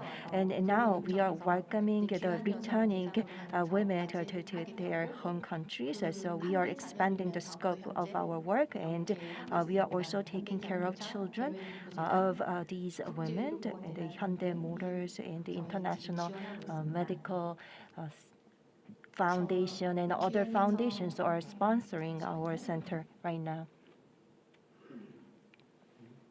네, 허영수 선생님 말씀해 주신 대로 So as Ms. Ho Young-suk well explained, 여기에서 보시면 as you can see, 여성들이 전체 그 국제 결혼 여성 the Vietnamese women, 여성 외국 여성 중에서 2015년 이후로 they, 가장 after 큰 2015, that they haven't they 이현정 have taken 슬라이드를 up 혹시 the largest 준비 안 하신 proportion. 겁니까? 이게 제목만 떠 있는데요. So we are still seeing only the first page. 그 규모를 추산해 보기 위해서 몇 가지 통계 자료를 써봤습니다. 그 국제 결혼 건수와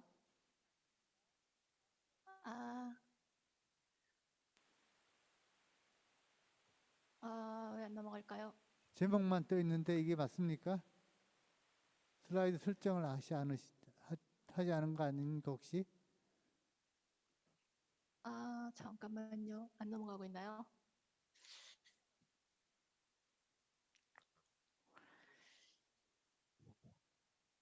슬라이드로 다 넘기시면서 말씀하셔야 되는 거면은 그렇게 하시고, 아니면 슬라이드가 준비되어 있지 않으면 그냥 계속 해주시죠 뭐. 여기서 한번 올려볼까요? 네. 네, 그냥 계속해 보겠습니다.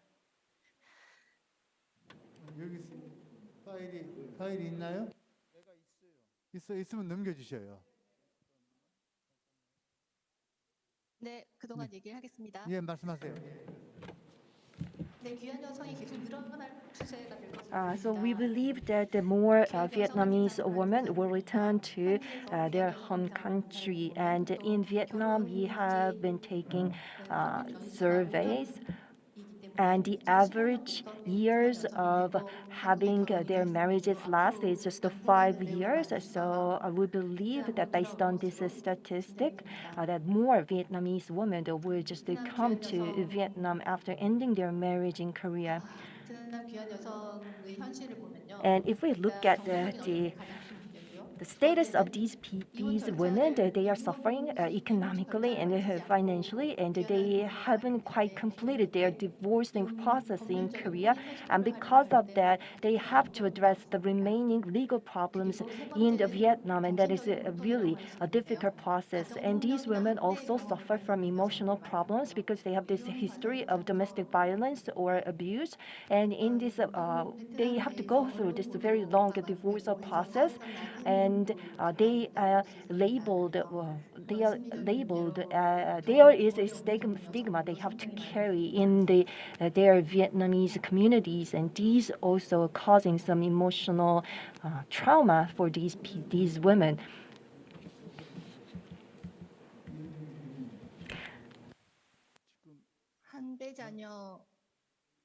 한배 자녀의 현황을 살펴보면요. Please wait for a moment. I think we are having some difficulty in sharing the slides.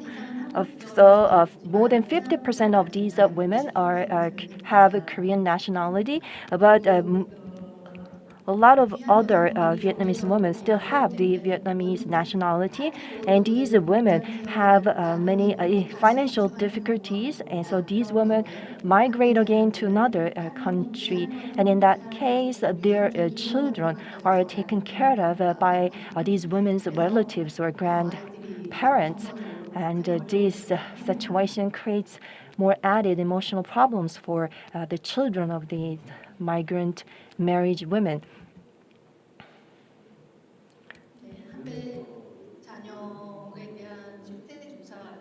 So we have conducted a fact-finding survey by the Foreign National Foundation, and these women have problems like communication problem because they cannot speak Korean, and most of them just understand a little bit of Korean, and their children have just lost contact with their fathers in Korea.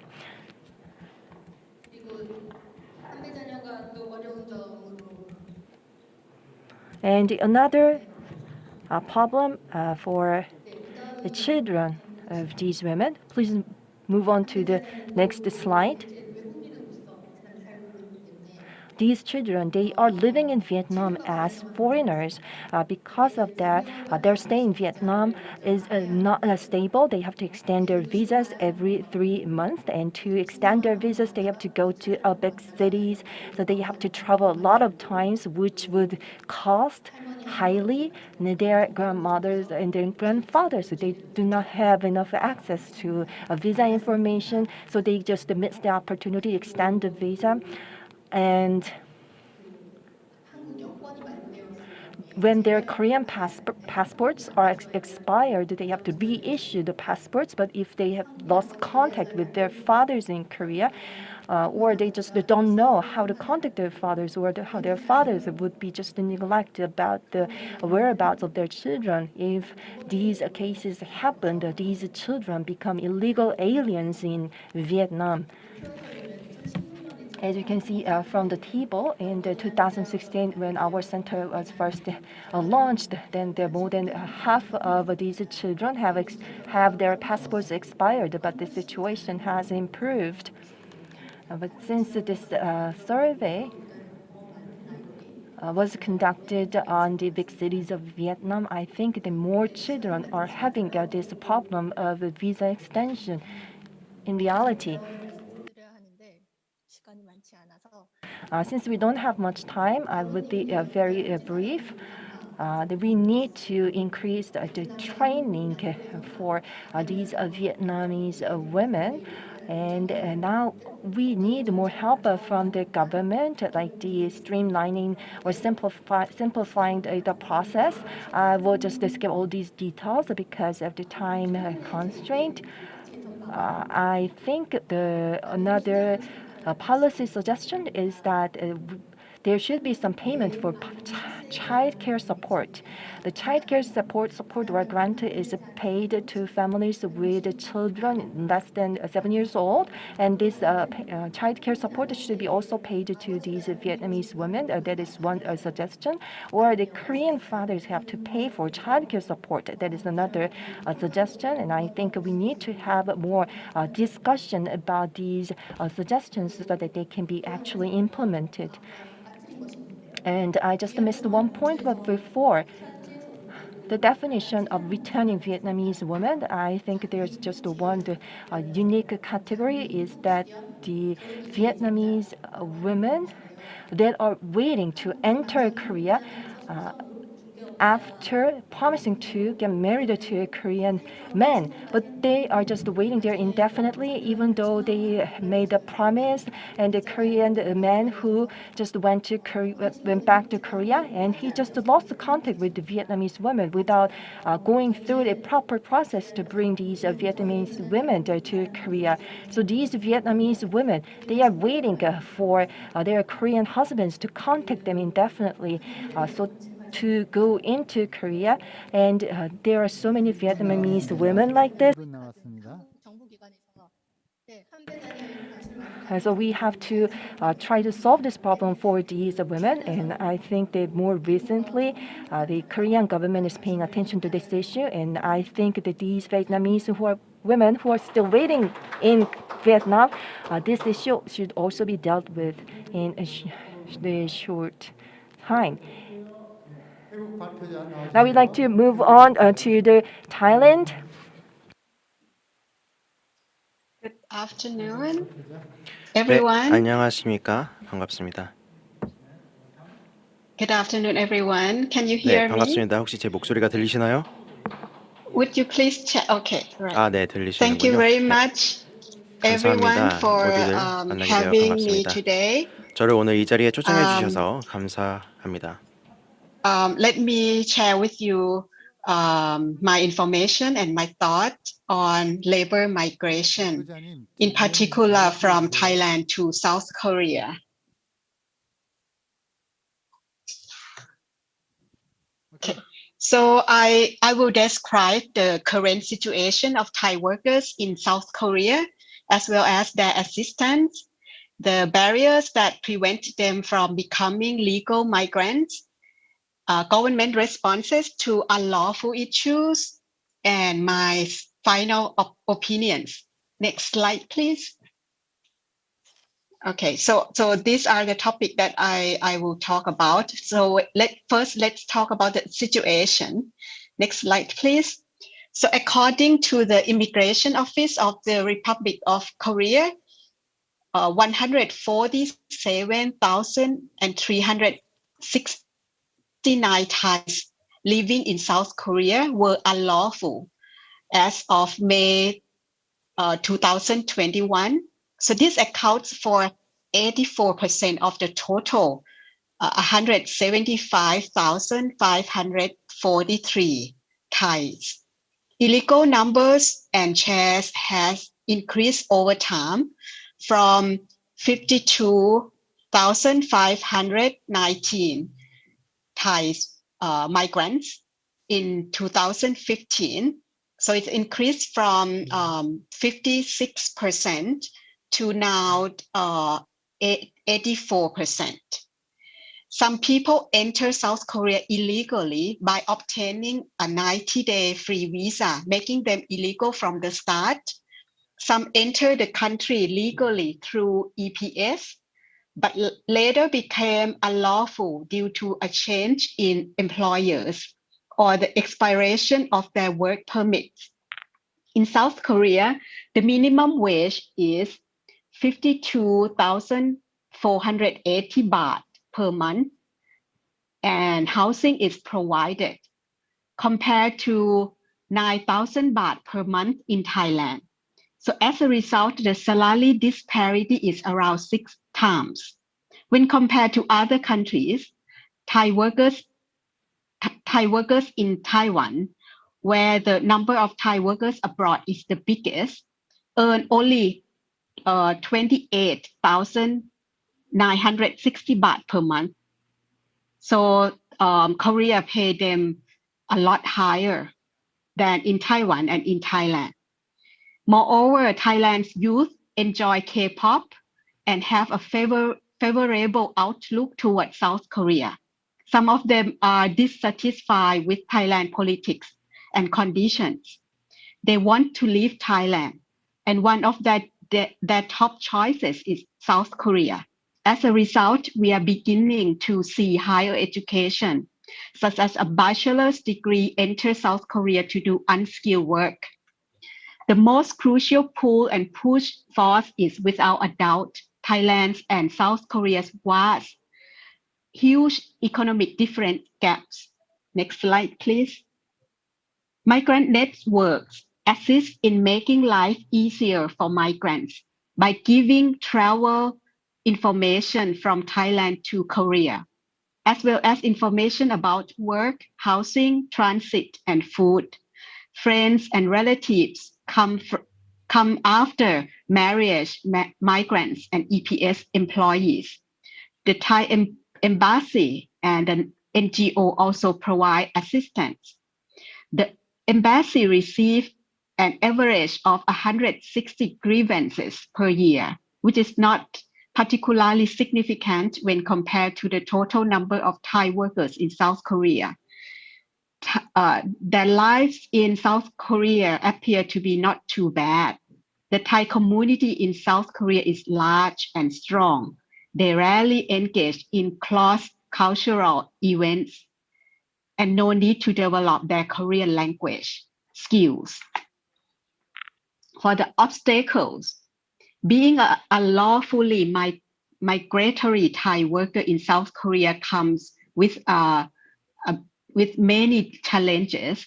The first is failing the language test. Only 30% of students pass the exam. Many people enroll in intense language classes and even rented a room near the tutoring centers. They are taught how to take the exam and pass it, but they are unable to speak. The EPS quota is very limited. This is perhaps the most important. The quota for manufacturing is only about 4,800 workers each year. However, Thailand is able to send only 75% of the quota due to the limited allotment. Females make up a larger percentage of people who pass the language test, but were not hired by Korean businesses. There's a gender prejudice when it comes to entering the work market.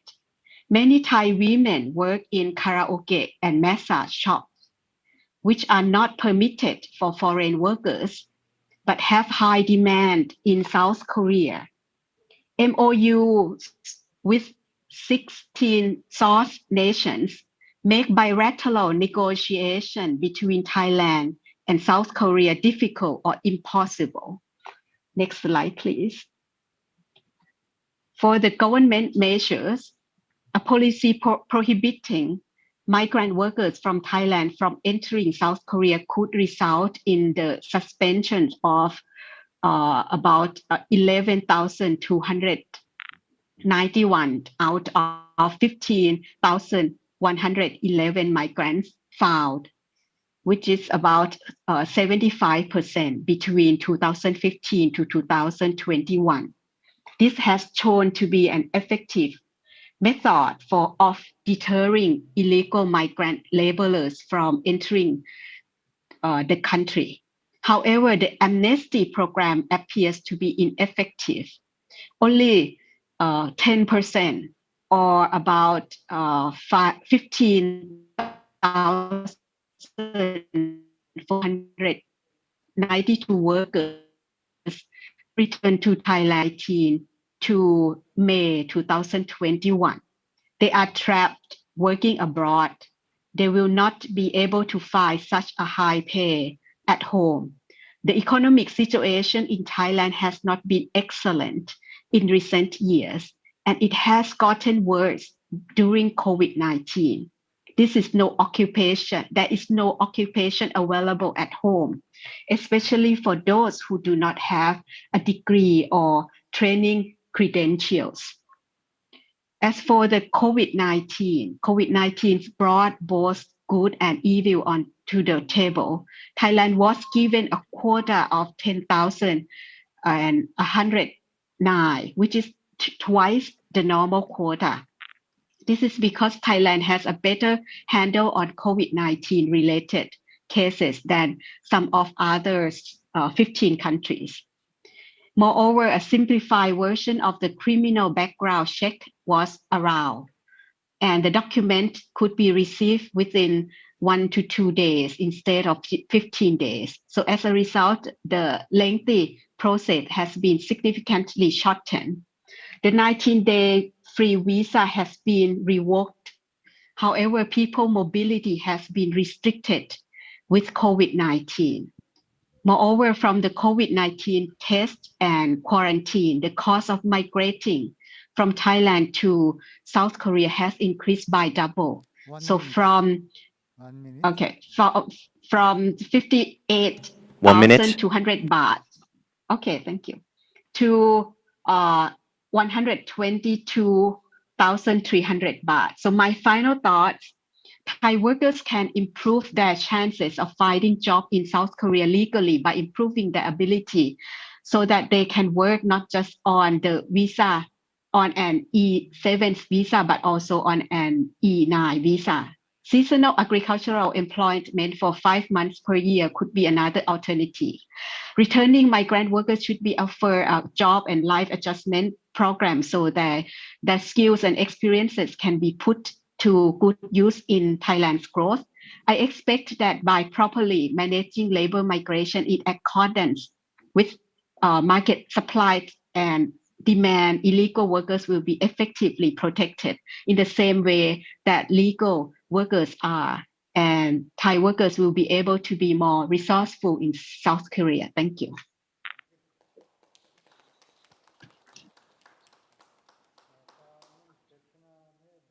Now, Mr. Vu Nguyen Binh from Vietnam, you have the floor. 네, 나와주시죠. 베트남.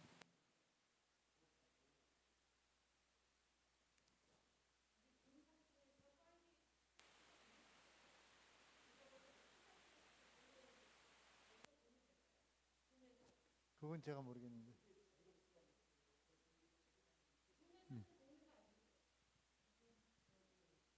줌에서는 지금 파일을 채팅방에 띄우고 있잖아요.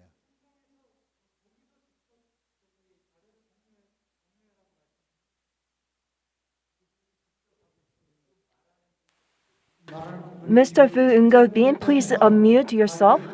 Please unmute yourself. 파일을 공유해 주시기 바랍니다. 자료를 공유해 주시기 바랍니다.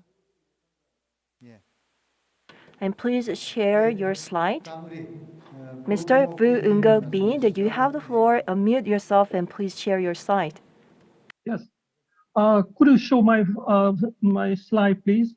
So, you know how many Vietnamese now in Korea and how many Koreans now in Vietnam? So, according to the Ministry of Justice in Korea, now in Vietnam there are about 21,000 Vietnamese. 210,000 Vietnamese living in South Korea. Big number, 200,000, more than 200,000. And at the same time, there are more than 100,000 Koreans living in Vietnam, living and working in Vietnam in different positions. So I like to start from the beginning. That is the culture of Vietnam that is moving, working outside the country. Even under the French domination some 100 years ago. And then during the wartime, they went abroad, they worked abroad also. And also after the unification of the country, they went to different countries, Latin, in the African countries, in European countries, in wherever, if there is life for them. So they went and for work. But there are three stages of international labor migration during the 90s of last century, during 1980 up to 1990. That is to the socialist country, mostly to the Soviet Union, Russia, Ukraine, and East Germany for work as a guest workers. And then during the 1991 up to 2015, they went everywhere, not only to socialist country, but Japan, Korea, Taiwan, and wherever. And then from 2016, they came more to other countries. Now about the 50 countries where there are guest workers from Vietnam, both under contract and at the same time irregular guest workers. So in total, about if you put together 500,000 Vietnamese now working over the world in 50 countries, 500,000. I think in Asia, in ASEAN countries, Vietnam ranks third after the Philippines and Indonesia. And every year, Vietnam send about 100,000 guest workers abroad under contract. But if you look at the number of irregular workers, you have more people working from Vietnam. And also poorest country or poorest district in Vietnam are encouraged to send migrant workers overseas. All 62 poorest districts are encouraged. That is the policy of the government. The poorest people could go. And if you look at the number, so where are the biggest sending communities, the receiving communities? Number one, Taiwan. Number two, Japan. Number three, Korea. And number four, Malaysia. But the situation is changing because of COVID-19. But still, we have big number of people from Vietnam to Taiwan and Japan, Korea, and Malaysia. But we foresee that more wet workers from Vietnam will come to other countries, especially to South Korea. And why they go? There are push and pull factors because of poverty, because of lack of jobs, because of lack of opportunities, because of family pressures, because of disasters, and because of violence, even domestic violence at home also. But there are also pull factors for the migrant workers: job opportunities, higher wages, higher education, better living conditions, family reunification, desire to travel, and marriage, of course. But still in Vietnam, international labor migration is a way of poverty, a way of reduction of poverty, and also a way of family survival. So that is, they go because of the family survival, they go because of poverty reduction. So that is the reason, key reason for many families, for many people. And what they do abroad, they do many kind of jobs, of course, like other countries. But how about the women? 30% of women went and are still living, are still going. And they go to certain countries, but South Korea, of course, many women, they go on farming also, on industry as well. And of course, in terms of remittances, you see the column more and more. And 2019, Vietnam ranks top 10. I mean the number 10 in the top 10 country receiving remittances. I think in ASEAN or in South Asia, I think Vietnam only the second after the Philippines, even more than Indonesia.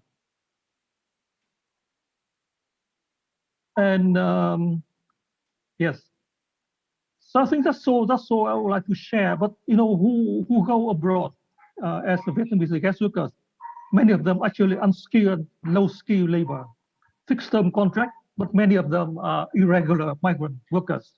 And most of them come from rural areas. And the majority of them are married. And they work on agriculture, they work on factory, and they work on domestic as domestic workers. But there is no information, comprehensive information. There is no comprehensive research on labor migration from Vietnam. So that's all. Thank you so much for the listening.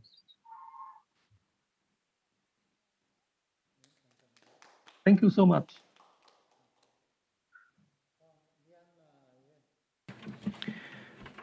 Next, Dr. Cha Song-ing from Myanmar. Myanmar, please.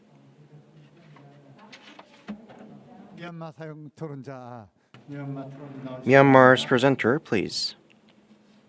Sorry, is it my turn to present? Okay, thank you. So because of the yeah, interest of time, I'll do a very short and quick, presentation. And thank you to Ms. Ho Young-suk, for your comprehensive discussion on the challenge of migrant women in Korea. But for our country, our country still do not have like a comprehensive data of migrant women's marriage experience to Korea. So please allow me to discuss about Myanmar women going to China and focus mainly on how marriage to foreigners generally look like for Myanmar women. And yeah, I'd like to give you a very quick background on Myanmar context. Next slide, please. So like many Asian countries, marriage has been mostly arranged by families upon the request of the marriage partners in the past and still today. And many Myanmar women are now able to choose to marry someone they love, or at least choose their own partners. But by tradition, most women still require to get approval of their parents and guardians before accepting the marriage proposal from their partners. So for marriage between Myanmar women and male foreigners, many Myanmar parents are still reluctant to allow their daughters to marry foreigners, and many women still do not want to marry foreigners for many different reasons. This includes incompatibilities and practical problems, such as like differences in values, cultures, and religions. However, it is really allowed, with the lengthy legal procedure to follow. This includes providing 21 days advance notice to divisional court. But please note that our country is still, in the political crisis, and this process will be delayed in the current context because many courts are still not functioning properly, in the current context. And for the context, I would like to let you know that there is one important thing to note here, which is the marriage condition. It is different for different religions in Myanmar. So religions of Myanmar women plays a critical role in creating an official marriage certificate. Next slide. Yeah, this is the slide. Thank you. So so this is especially really important for women belonging to Buddhist religion because there is this specific law, the Myanmar Buddhist Women's Special Marriage Law, which is promulgated in 2015 as a part of recent religion law package. And from the human rights lens, this is problematic and inconsistent with women's rights set out in CEDAW.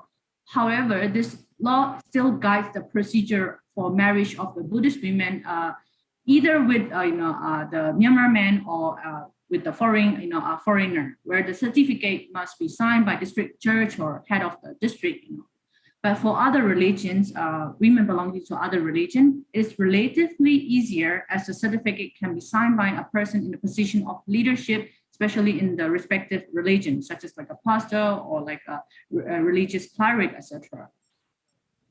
And this has led to another legal issue, such as like another risk exposed to Myanmar women marrying foreigner, which is the likelihood of statelessness. So we have a 1982 citizenship law which prohibits dual nationality. So in the case where Myanmar women revokes her citizenship in order to apply for citizenship of her husband's country, and in the case where her application has not been accepted or determined, or like the application has been refused, then she can end up as a stateless, because she already revoked her nationality as being Myanmar. And in the next slide, you will see the migration context, where the migration, in Myanmar can be either through official or informal channel, depending on the push and pull factors, such as like a social economic factor, including poverty, conflicts, and neighboring country policy impacts. Since Myanmar is still a developing country with ongoing longest civil war, and now impacted by the military takeover in early 2021, irregular migrations is more common, and this exposed high risks of drug trafficking, especially for women migrants going to China, because one of the factors is also because of the impact of one-child policy, which is amended in 2015 to two-child policy in China. Can you please go back to the previous slide, please? Yeah, in the previous slide, you can see the maps where the migration patterns follow the geographic proximity, where the Myanmar women migrant traveling mainly to China, Thailand, and India, with others, to countries like Korea and the West for study abroad or like a work purpose, and even for marriage, reason. And in the case of China, where irregular women migrants ends up as bride, without legal status, and there is this risk of being deported back to Myanmar as bride trafficking cases in most cases, because they are lacking the legal issue status and the language barrier where they can really explain their situations. So currently, there is this ongoing COVID pandemic in our country, and the military coup that pushes the women vulnerability to smuggling and human trafficking, as the border restriction led the women migrants resort to risky strategy. For example, there are increasing number of women migrating for marriage reason with bride price, that's also known as dowry, and there is changing trends of forced marriage to marriage with a certain consent of contract by arrangement of marriage broker, with of course with a certain amount of fees. And another challenge that we have right now is we do not have like a well-established documentation of data on international marriage among migrant women and marriage-driven relocations and its impact. So these data are still limited, and we only have human trafficking data in Myanmar. So that's about my presentations, and I would like to thank Korea for the solidarity with Myanmar people during this difficult time for us. Thank you, and over. 감사합니다. Thank you for your presentation. Now we will move on to an open discussion session. Any participant that would like to talk? Laos is not here. Laos? Anyone? Oh, we have a participant from Laos. Yeah. Oh, hi. Welcome. Hi. Okay, good afternoon. I'm Dr. Bunyadet Tapis from the National University of Laos. So today I will spend about 5 minutes or less than 5 minutes, because I just would like to share the story happening in my country. First of all, I would like to say thank you for a wonderful presentation from Yong Sok and Hun Chong, talking about the legal system of intermarriage between Korean and other nationals. It's really useful for us, because I have learned something new. I just feel like it's very scary and risky for example, Lao women and men married with Korean also, sorry. Because in my office, there are some people married with Korean, our staff. Now they have 3 children already, but they live in Laos. So this will be the lesson for us to learn about the legal system from Korea. What I'm going to share the story today, it might be a little bit different from the presentation from Yong Suk, because I don't say about the system, how they get married and they have to be forced to get back home or something. But I just like to say that intermarriage between the people in my country and other nationals, it's now become the problem. I will bring up the case between the marriage of Lao women and Chinese men. Sorry, and I don't know there is any Chinese or people from China here. I would like to say sorry to bring this story to share the story, because this is the problem of human trafficking in my country. It happening linked to the intermarriage between Chinese men and Lao women. From the statistic of the human trafficking seem to be increased, since we found that there's some marriage between Lao women and Chinese men, because they hide something. So the victim of trafficking Lao women quite a lot today, they end up with human traffic in China. For example, I will share the case like in September, just very soon, a case of 16-year-old girl from Laos, which has the border next to China.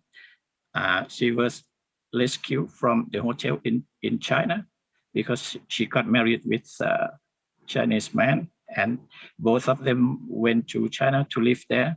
But at the case ended up with she was sold in the hotel.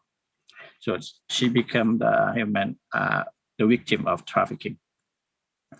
Even in August, we rescued a 30 years old woman from China. She lived there for more than 30 years.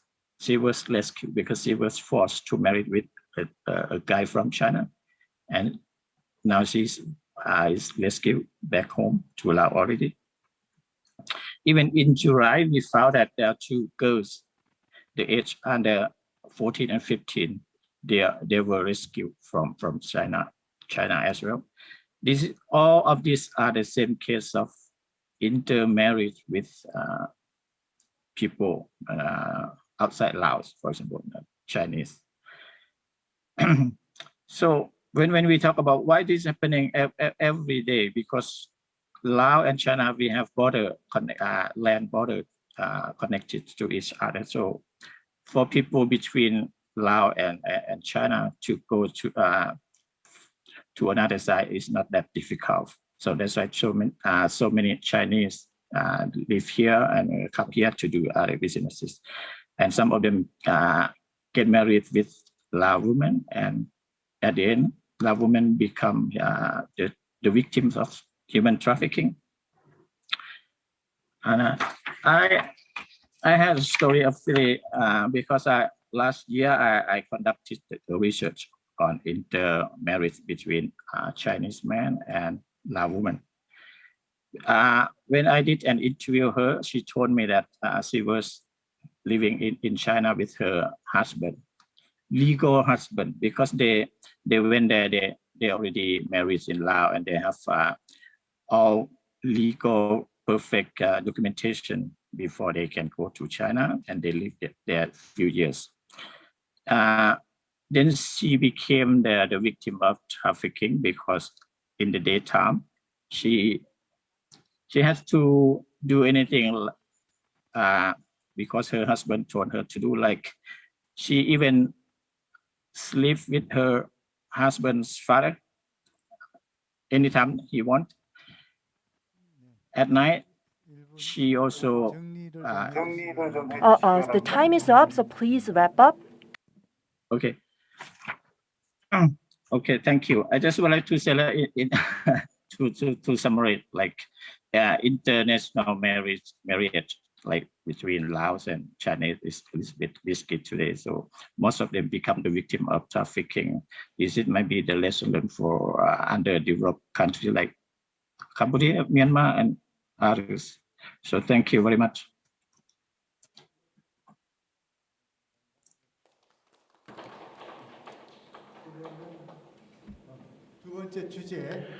And next topic, the second topic will be wrapped up like this, and then we will move on to the comprehensive discussion, and the standing President Yang Mi-gang will be the MC for this part.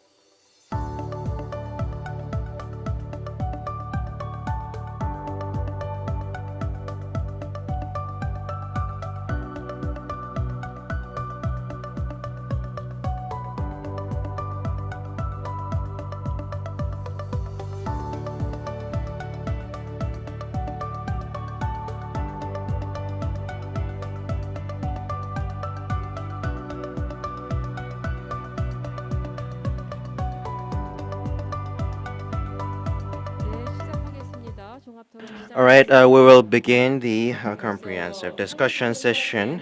We began the 2021 Korea Mekong Experts Conference, which began at 1 p.m. Now, we have been spending 2 hours and 30, and we will end this session at 5 p.m.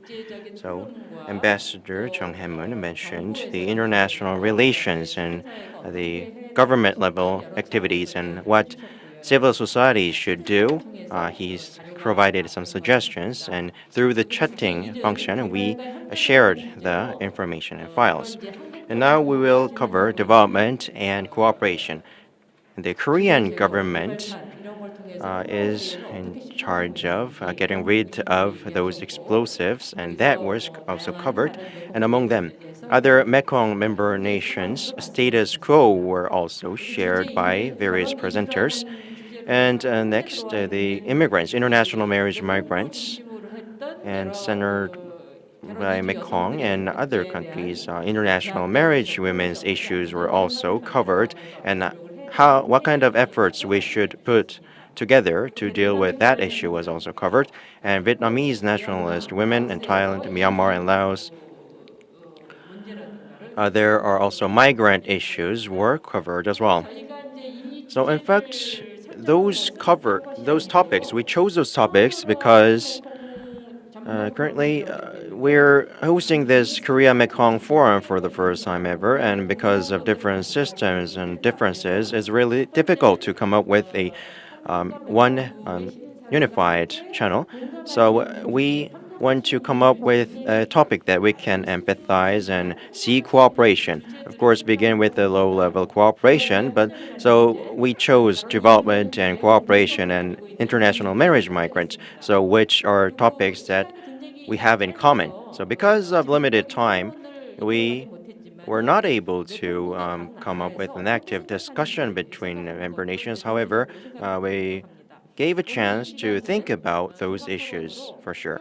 So during today's session, we will receive different opinions, and not only today's historic forum, but also Korean societies and Mekong societies. How can we develop our agendas further in the future?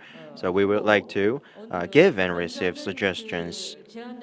And first of all, we would like to deliver our suggestion, and then we will listen to President Kang Sung-ho and Professor Chang Jun-young and Professor Choi Jin-won and student Miss Lee Yoon-ji will share their ideas, and we will cover suggestions. And Ambassador Chung and President Ha, you're both here present offline, so you can share your thoughts. And there are other professors and experts here, so we will briefly cover them as a final comment if their presentations are over. So currently we have about 40 minutes for this session, so we have to cover them succinctly. So we will summarize them and put them in short. So first of all, please, President Kang Sung-ho, you have 5 minutes. Great to see you all. Since we don't have much time, I will just skip my comment about presentations today. And Ambassador Chung Hae-moon, Professor Kwon Gu-sun, and to the Professor Ho Young-suk, I'd like to extend my gratitude on behalf of History NGO Forum for your great presentations and speeches. As Professor Yang has just mentioned, when we started this Korea Mekong project, we talked about the desirable direction and the progress we have made up until now. These are very important points, so I'd like to make a comment about these too. So how we can evolve this forum. These are the points that I want to make during my speech.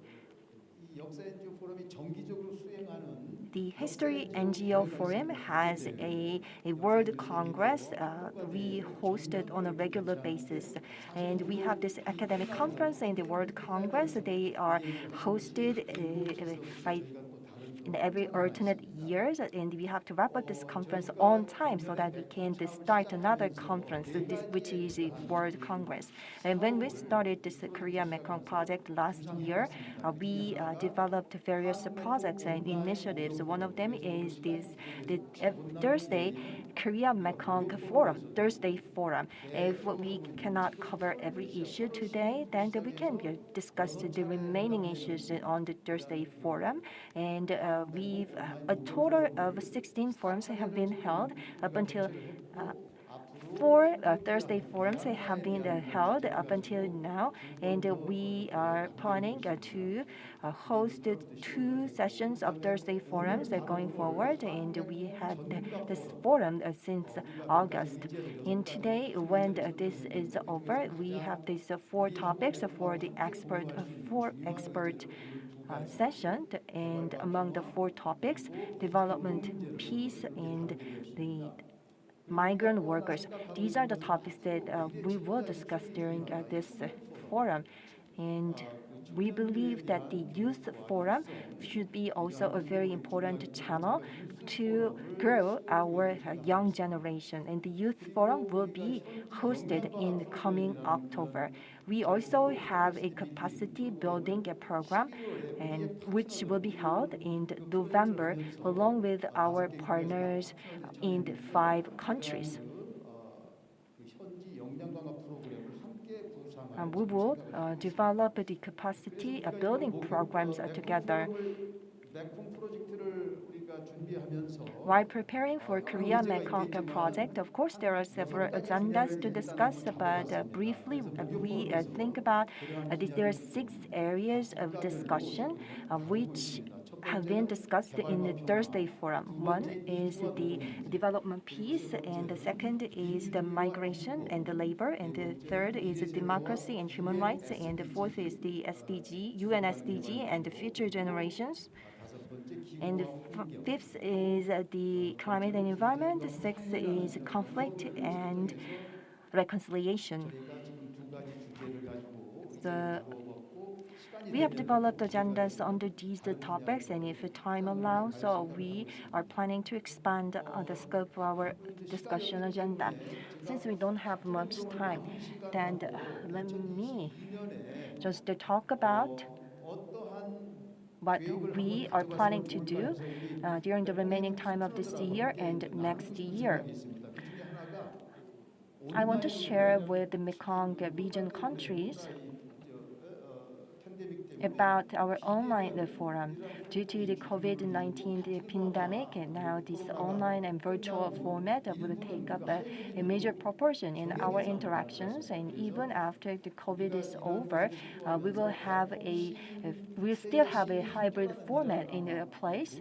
And I think it would be really good that we can start an education program with our partner institutes like the online citizen school, by leveraging our 14 years of experience up until now, and especially with our partners and the new partners, by leveraging the pool of experts, we can provide education, capacity building, and the programs for our youth. There are so many students. If you go to the Mekong Export Forum, if we can just give a certificate of participation, and then many young students would be really willing to participate in. We talked about peace so much today, and having a tour program by developing the itinerary with the partner countries so that the Korean citizens can have a tour around the Mekong region, Laos, Vietnam, Thailand. There are other countries to have people-to-people exchange and be part of the program that we are providing locally. And the cultural programs and the exchange and cultural experience programs can be also included. And in overseas, there will be the History NGO World Congress, and one of the Mekong region countries can be decided as the host. I think that Thailand would be a great candidate because It has a great access from every other countries in the Mekong region. And if we have this World Congress in Thailand and world countries, we can further discuss more agendas that we can do together. Thank you so much. Yes, thank you so much. Thank you. Then Professor Che. 순서가 꼬였네. 바로 네. I'm Che Junwon, professor from Kyunghee Governors Institute.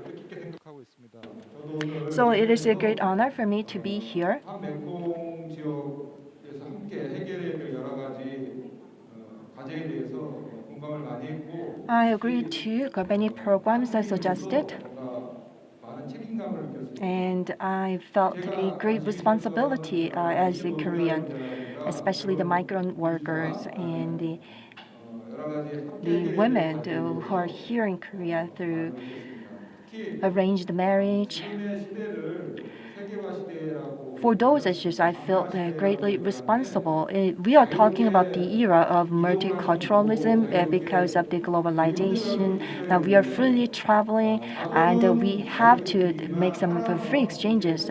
But even though there's a free flow of capital, there's no free flow of people. I think there is still a huge discrimination against the foreigners in our country. And the discrimination is so severe, causing some issues about the permanent residency and the citizenship rights. And because of that, we have many illegal aliens in this country. And especially this illegal brokered marriage is producing so many victims. So I think that Korea has this history of poverty and the suffering, and it takes great pride in its rapid industrialization and economic growth. And in the UN Trade Development Committee or UNWTO, our country has been recognized as one of the advanced economies, but there are still some challenges ahead, like the issues of the labor rights and this, civic rights, and the discrimination between the Korean people and the foreign migrant workers, especially when it comes to the salary gap and unfair working environment, any suppression or abuse of these foreign workers. These issues have to be addressed with very strong commitment of the Korean people and the Korean government. We have to think about this. When we go out abroad, we can be subjected to the same discrimination. So we have to also obtain a permanent residency right, and after that we have to obtain the citizenship. If you go to the U.S., the permanent residency, if you have that, then you are allowed to have citizenship. After you fulfill your responsibility, then you can vote and you're entitled to welfare services. But if you look at the situation of Korea, even though it boasts itself as one of the advanced economies, it still has so many issues when it comes to give citizenship and permanent residency to foreign workers. So we have to come up with a solution as soon as possible so that we can guarantee a free flow of people, workers, and these workers can pay taxes, have their children here, educate their children here. That will lay the foundation for a great community where we can forge some strong partnership with these countries. But right now, Korea is just a transit country. We just treat these workers as just aliens and illegal, undocumented workers. This is a very serious problem. So to overcome this, we have to improve our permanent residency and citizenship program. Today's topic is the exchange and collaboration between Korea and the Mekong region. In Korea, Han River is just I think that Korea is not just the beautiful country with all the beautiful things inside, because we also have our upside and downside.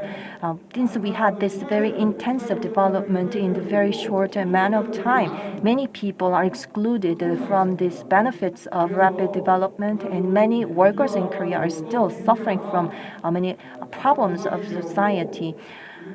Because we had this rapid development, these labors were rewarded to some extent, but it was at the sacrifice of the natural environment. Has been serious environmental pollution, and more recently, we are now coming up with belated measures to improve environmental conditions. So right now, it is a time for us to think about the issues of environment and ecological assistance. But the Mekong region, since it has different history, it is in a different situation. So how to develop the Mekong region that can be based on the models of Korea.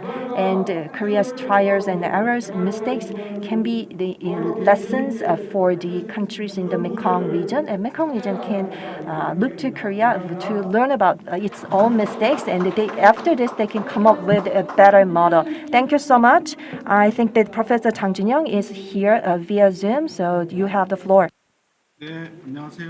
Hello, good to see you all. I'm Professor Chang Jun-young. So thanks to the invitation of our president, I'm here. So I am a researcher in Southeast Asia, and I personally focus on Myanmar issues. And Myanmar also belongs to the Mekong greater area, and the government also is paying close attention to Mekong development as well. So today I would like to mention Professor Kwon and Professor Head Ho. I enjoyed your presentation, so I would like to begin with my beginning. So Presenter Kwon mentioned the mine removal action and the cooperative measures. Back in the past, when I was a student, I traveled from Thailand to Cambodia, and I went to Aranyapet and Poipet. Those are border areas. And I saw some people there who were physically enabled. They were mine victims, so there were many of them. So I usually studied about them through books, but when I saw themselves by my own eyes, I felt very many emotions. And there are a lot of fancy casino buildings and fancy cars there, but contrarily, they were people who lost their hands or legs. They were begging to tourists. So when I saw them, that I was able to learn that the civil war is keep giving a lot of pain to those people as an aftermath. So what one you mentioned is a very meaningful, and we're also working on mine removal project. So based on our technology and other various funding, monetary supports, there's a lot of room for cooperation. But based on your presentation solely, so there's a Vietnamese War, which is the second Indochina War. So the Laos and Cambodia's regions are included here. So when I traveled to various areas and when I went to the west part of Cambodia, there are a lot of mines buried there as well. And also, when it comes to Myanmar, you also did cover Myanmar, but the mine issues is just one of them, I would say. And there is a severe ongoing civil war there. And since September, the anti-military organization has declared a war. So, when it comes to mine removal project, it would not be easy to dispatch our mine removal staff there. So probably this issue should be discussed separately. So when dealing with, of course, they will go on a truce. And how we are going to support that, we should pay close attention to that issue. And in Korea, if you take a look at the ODAs, then the humanitarian aid or a Semal movement, the New Village movement, among others, they are important. But This may look sensitive, but we also have to take care of this ODA projects because they are also really important. And for your information, the truce, in order to come up with a truce, say Japan or China, are also providing their aid based on their funding. And about Ho Young-suk, your presentation about immigrant women's issue was well delivered. I enjoyed it. And you have provided a lot of statistics. I do appreciate it. But just like Professor Che presented, and on top of that, why those foreign women, especially those South Asian women, there are internationally married women and labor migrants, why do they find it difficult to settle in Korea? Because Korea is extremely nationalist. So that is probably because of this extremely rapid industrialization in the past. So many people culturally tend to judge other countries based on economic power and hard power. So Southeast Asian nations have lower economic power compared to Korea, but we should not judge those nations based on economic power. So if those women or laborers move to Korea and if they get married to Korean people, then we should respect their cultures, but people forcefully just want to tell them to get used to Korean culture. But I would say that is not recommended. So there may be domicile violence, or at workplaces, there may be issues between employers and those migrant employees. So there are a lot of sources of statistics, but before taking a look at the statistics, we have to thoroughly understand why these issues occur. And just like we respect and look up to those Western societies, but we also have to respect those Eastern parts, and we have to reflect ourselves and think about that issue as well. So, as a result, I would like to suggest that in order to get rid of or deal with this cultural conflict or cultural misunderstandings, we have to be close with Southeast Asian nations. But we have to deal with our stereotypes, and of course, that won't be easy. But throughout this Mekong Forum, we have to expand our movement and try our best to achieve this goal. So because of time limits, I do have a lot more want to say, but if I have another chance, then I'll move on. Thank you. Thank you. Regarding this issue, Professor Chong, Professor Kwon, and Head Ha Young-suk, you gave questions to them. So after this session, we will give you a chance to answer these questions. And now we'll listen to a youth. So here is a student who is studying Thai language interpreting and translation, who is Miss Lee Yoon-ji. Please. Hello, everyone. I am Lee Yoon-ji, who is studying Thai interpreting and translation at Hankuk University of Foreign Studies. And it is a great pleasure to be here as a representative of a university student. And I have been studying Thai language. And from this forum, I could learn a lot of information that I could not get from other sources. So I was able to learn about Mekong Korean cooperation. So throughout this discussion, I myself as a student and a young generation member who's studying Thai, so I would like to suggest a cooperative measure as a civil society or a society.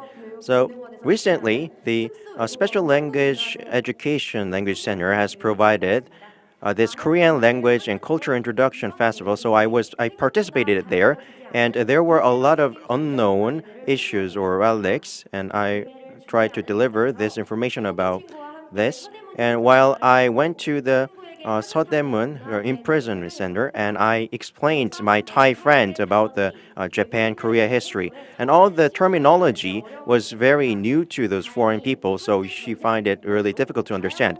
But nowadays, a lot of Korean content materials are gaining a lot of attention. So based on this Japanese colonization era, so I gave her my examples and explained. So because I personally am fond of a lot of history issues in Korea, and I passionately explained the Korean's history, however, that was really deep and tough. So I was wondering, I was very worried if that would be too tough for her, but she paid close attention and said thank you for inviting me to this museum. And thanks to the visit, I was able to show why Korea is really interested in remembering and studying the own history and why Korea is proud of its own history. She told me that she was able to learn that. And also, she mentioned that all the through Facebook, she shared the information that she learned from the prison museum, and she also mentioned that there are a lot of things that she could learn from other um, sources. So she thanked me, and that she never knew that there was such a place that she could learn a lot through her comment. So thanks to this comment, I was able to learn that Korean history is not just a boring issue, but it's an interesting thing that other foreign people can learn from. And moreover, we shouldn't just stop at just learning thing, but we can influence others' thoughts and by teaching them. So when I went to Gyeongbuk Palace and Changdeok Palace, I told her about the kings and relics. And one friend said that she really enjoyed all the K dramas, and thanks to that, she paid a lot of attention into a lot of relics. And I personally told her that there were some changes because of its drama, not based on true history. It was sometimes a bit modified. So, especially Southeast Asian people are paying a lot of attention to this K drama. But when I took a chance to think about this, those foreign people can reflect the history and culture. They want to learn more on top of the K drama they watch. So, because of this, K drama, K entertainment, or a lot of genres, if we make use of them and create a lot of content materials to let them learn Korean culture. So I think this will be able to support the collaborative measures of Korea Mekong Corporation. In order to become a friend, we have to be interested in each other. And based on the curiosity and attention, then that will deliver our authentic interest to each other. And I think solidarity and cooperation is the same. So, not just a merely business perspective, but if we form our trust and interest into each other, and based on each other's history, if we seek a way for solution, I think that would be great. Thank you. So you're the youngest participant here, so your delivery is great. So nice speech. So you were able to tell others that how we could better understand each other. So now there were some suggestions by participants here, and I would like to give some time for presenters and participants. Since we do not have a lot of time, but first of all, Professor Guan, please use 2 minutes. So please put in short, succinctly, and then presenter Ho Oh-young-suk, and then Ambassador Chung. So please connect the keynote speech and other materials to deliver your opinions. So first of all, Professor Guan, please. 장준영 교수님께서 중요한 점을 Professor Chang Jun-young has made a very important comment. Korea and the Mekong region, they have many commonalities, and the shared agenda includes the landmines and UXO. I believe that landmines and UXO are very important shared agenda. So all the presentation was about the Vietnamese War, and the Vietnamese War is the historical background. In Cambodia, it has this long time of civil war, and so many landmines were built. And so in Thailand and Cambodia, in the border region, when you try to cross the border region, there can be many victims. And he also mentioned about he actually witnessed a victim himself. The Thailand state and the borderline states, they are highly contaminated, and in the western part there are also many provinces which have the large landmine area. The most polluted or contaminated area is in the western region of the country.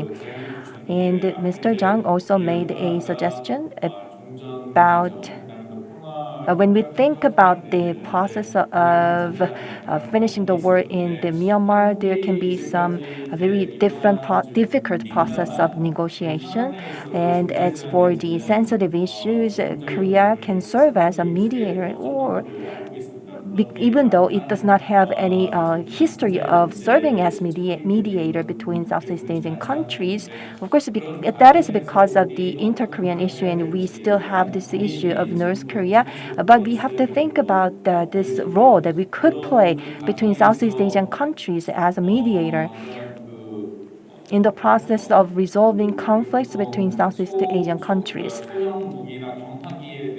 And especially these small scale weapons and disarmament, arms reduction issues, and how to disarm the soldiers who have participated in the battles, how we can rehabilitate them and reintegrate them into society. These issues also will be discussed in our negotiations for end of war. And in this process, not just the Korean government, the private institutes like the NGOs or the civil societies, they can be a part of these activities to find out the truth and bring reconciliations between these countries. Since I myself has been involved in the research project of this area, I will think about the suggestions that have been made today. I will reflect upon how to implement those ideas in the future. Thank you so much. Well, thank you so much for your input. As the Professor Jang and Professor Kwon have mentioned, the Myanmar situation is quite a sensitive situation, and it is very difficult for a Korean person to intervene. But Ambassador Jang, as an ambassador, you have this deep experience. Can you tell us the status of the government or the position of the government when you make a comment later? Now I'd like to give microphone to Ms. Ha Young-suk. So there is one more question on the chatting, so I'll mention that soon. So in Korea's male and marrying foreign women, is there any case where there's a human trafficking issue? So that there was a bad case? So could you mention that? Well, in fact, today my presentation topic was marriage immigration, but in Korea, women account for 46% of the immigrants, and not all of them are because of marriage, but because of employment visas. And Mekong, for example, Thai, you mentioned that there are massage industry or sexual extraction issues, and other refugee students who are studying abroad. There are various cases. But my presentation topic was marriage, so that is why I focused on that. And I would like to mention the former presentations. But I personally think that the civil society's role, before discussing that, I think the Korean government's role is strictly trying to make those foreign women synchronize with the Korean culture. So they expect those foreign people to follow the highly patriotic culture. So when giving birth to children in Korea, then there is high support. So I am personally very skeptical towards that, and also optimization is also. So when giving birth to a child, then they don't have to go back to their home country. And also in terms of EPS, I think that is very similar. So temporarily, they can stay up to 4 years and 10 months in Korea, and they're not permitted to unify. So this visa system itself, I think, shows that the Korean government's stance clearly in terms of foreign policy, immigrant policy.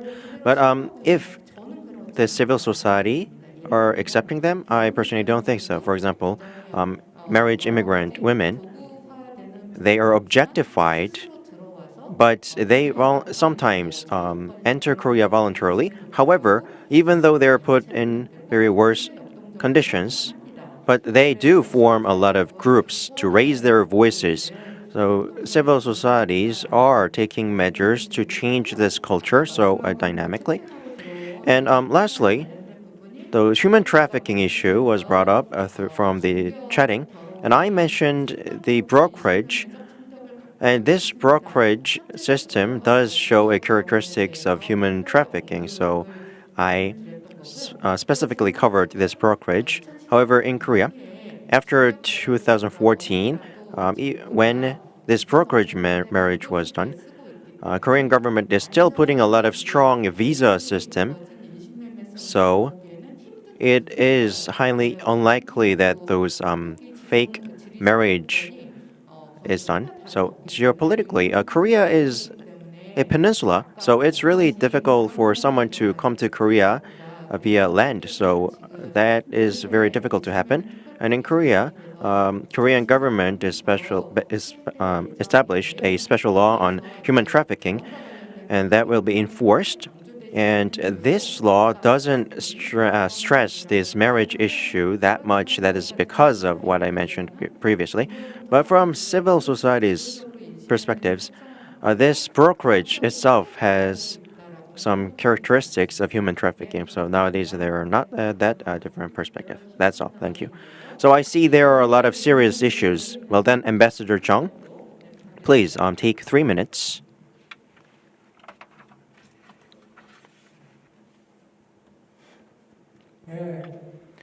Okay. Good to see you all. So, thank you, History NGO Forum, for organizing this meaningful event and a lot of presenters for sharing your thoughts. Today, through this discussion, so I can feel that there is a great potential. It reiterated the importance and potentials of Korea-Mekong cooperation and the quality of this cooperation. If that increases, then accordingly, civil society's role will be increased, and then the room for their activity will expand as well. So today's forum, taking a step in accordance with this time change, I think it is really meaningful. And I always stress the importance that what Korea is portrayed to Mekong nations or to Southeast Asian countries. Then there are personnel working in Korea from Mekong nations. Then they are representative faces portrayed in Korea. So we have to secure their dignity and their humanity. So we have to support them. So if you take a look at the news media outlets, then we can see how they are treated. And no matter how much we try to promote them, but if they are not correctly reflected, then the effectiveness will decrease. So marriage women and their family members and laborers, immigrants, we have to secure their human rights and let them enjoy their human dignity. So we have to pay more close attention. So that's when I began working at the Korean ASEAN Center. So I would like to urge you to pay more attention into this issue. And lastly,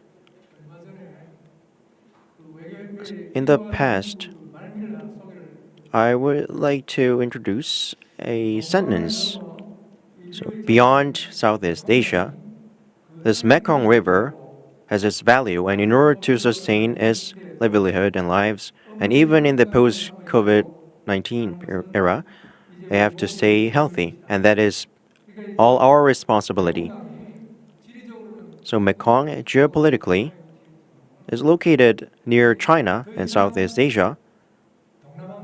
However, the Mekong River is no longer an exclusive asset to that area, but it is an asset for everyone. So it has a very comprehensive meaning. So in order for Mekong River to sustain its life and flora and fauna, We have to let the Mekong River to sustain its mother nature. Thank you. Well then, now it's time to wrap up the session. And we spent 4 hours and we covered various issues and we listened to many participants' voices. And I wish we could spend more time, but because of time constraints, it's a shame that we couldn't do more. But based on all of the suggestions and opinions, how we're going to interpret them, and based on what have been discussed, how we're going to strengthen the cooperation between civil societies and organizations. Then Professor Lee Jang-hee will deliver the resolution. So please come to the podium and deliver the text.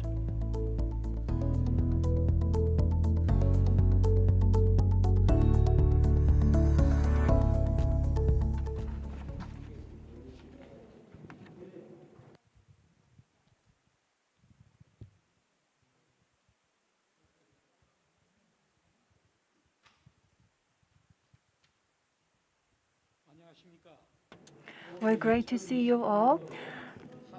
Today, we are having 2021 Korea Mekong Expert Forum. And at this forum, I have learned a lot from this forum, and the forum itself was truly moving for me because this is a history NGO forum. We are at a risk of being misunderstood as a forum to advance nationalistic agendas, but this is not true. Of course, our own nationalist agenda, like the inter-Korean relation, is really important, but we have to go beyond that. On the global stage, in the more multilateral arena, we have so much to do. And at this Korea Mekong Forum, two speakers or presenters talked about what kind of agenda should be dealt with in the framework of development of this region. And the second issue was about the migrant workers and marriage immigration. And the first issue was about the hardware issue. So the government's role is very important because it is an economic issue.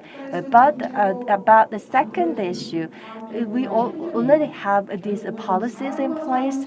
So based on these policies, we have to strengthen and advance the people-to-people exchanges to maintain healthy relations. So these are the reasons that we have adopted these two topics for discussion. The two presenters and the four or six discussants, they have all proposed very great ideas, and we incorporated the inputs from our presenters and discussants into this one clear resolution for the forum. I cannot just read the entire contents of this resolution, so I will just read the key points. The 2021 Korea Mekong Export Forum Resolution. The History NGO Forum for Peace in East Asia, in cooperation with researchers and civil organizations of Cambodia, Vietnam, Laos, Myanmar, and Thailand, was held on the October 1st, 2021 in Seoul, Korea. While dealing with the history, culture, and society of Mekong countries in depth, History NGO Forum placed on the agenda issues that resonated within the civil society of Mekong in a great effort to build mutual trust that would pave the way for further cooperation. So the expert forum has issued a resolution of 5 points. First, we strengthen both-way cooperation that connects face-to-face and heart-to-heart recognizing the common vision for people-centered community where no one is neglected. Second, we encourage members to reflect on the limitation of focusing on economic growth and to endeavor for prosperity through sharing of mutual experience in light of reducing the economic, cultural, and information gaps and towards common economic and social prosperity. Third, we endeavor for sustainable peace by taking joint actions against the global crises of COVID and climate change, recalling our shared historical experiences of wars and colonizations, as well as our peace consciousness. Fourth, we resolve to exert our utmost efforts to contribute to reaching the SDGs suggested by the UN and the international society by ensuring communication among Korean Mekong youth and collaborating with the global civil society.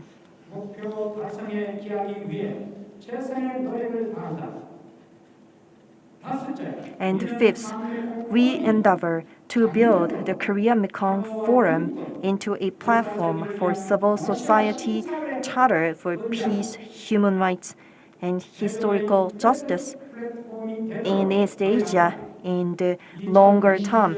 October 1st, 2021, members of History NGO Forum for Peace in East Asia. Thank you so much. Yes. Thank you. Thank you. So that closes the Korea Mekong Experts Forum on October 1st, 2021. From 7 p.m., we will have the History NGO Forum online. So if you would like to participate, we will share the link. So that will resume at 7 p.m. Thank you for being part here today. And please turn on your videos and clap. So we will wrap up with a big hand. So please turn on your camera.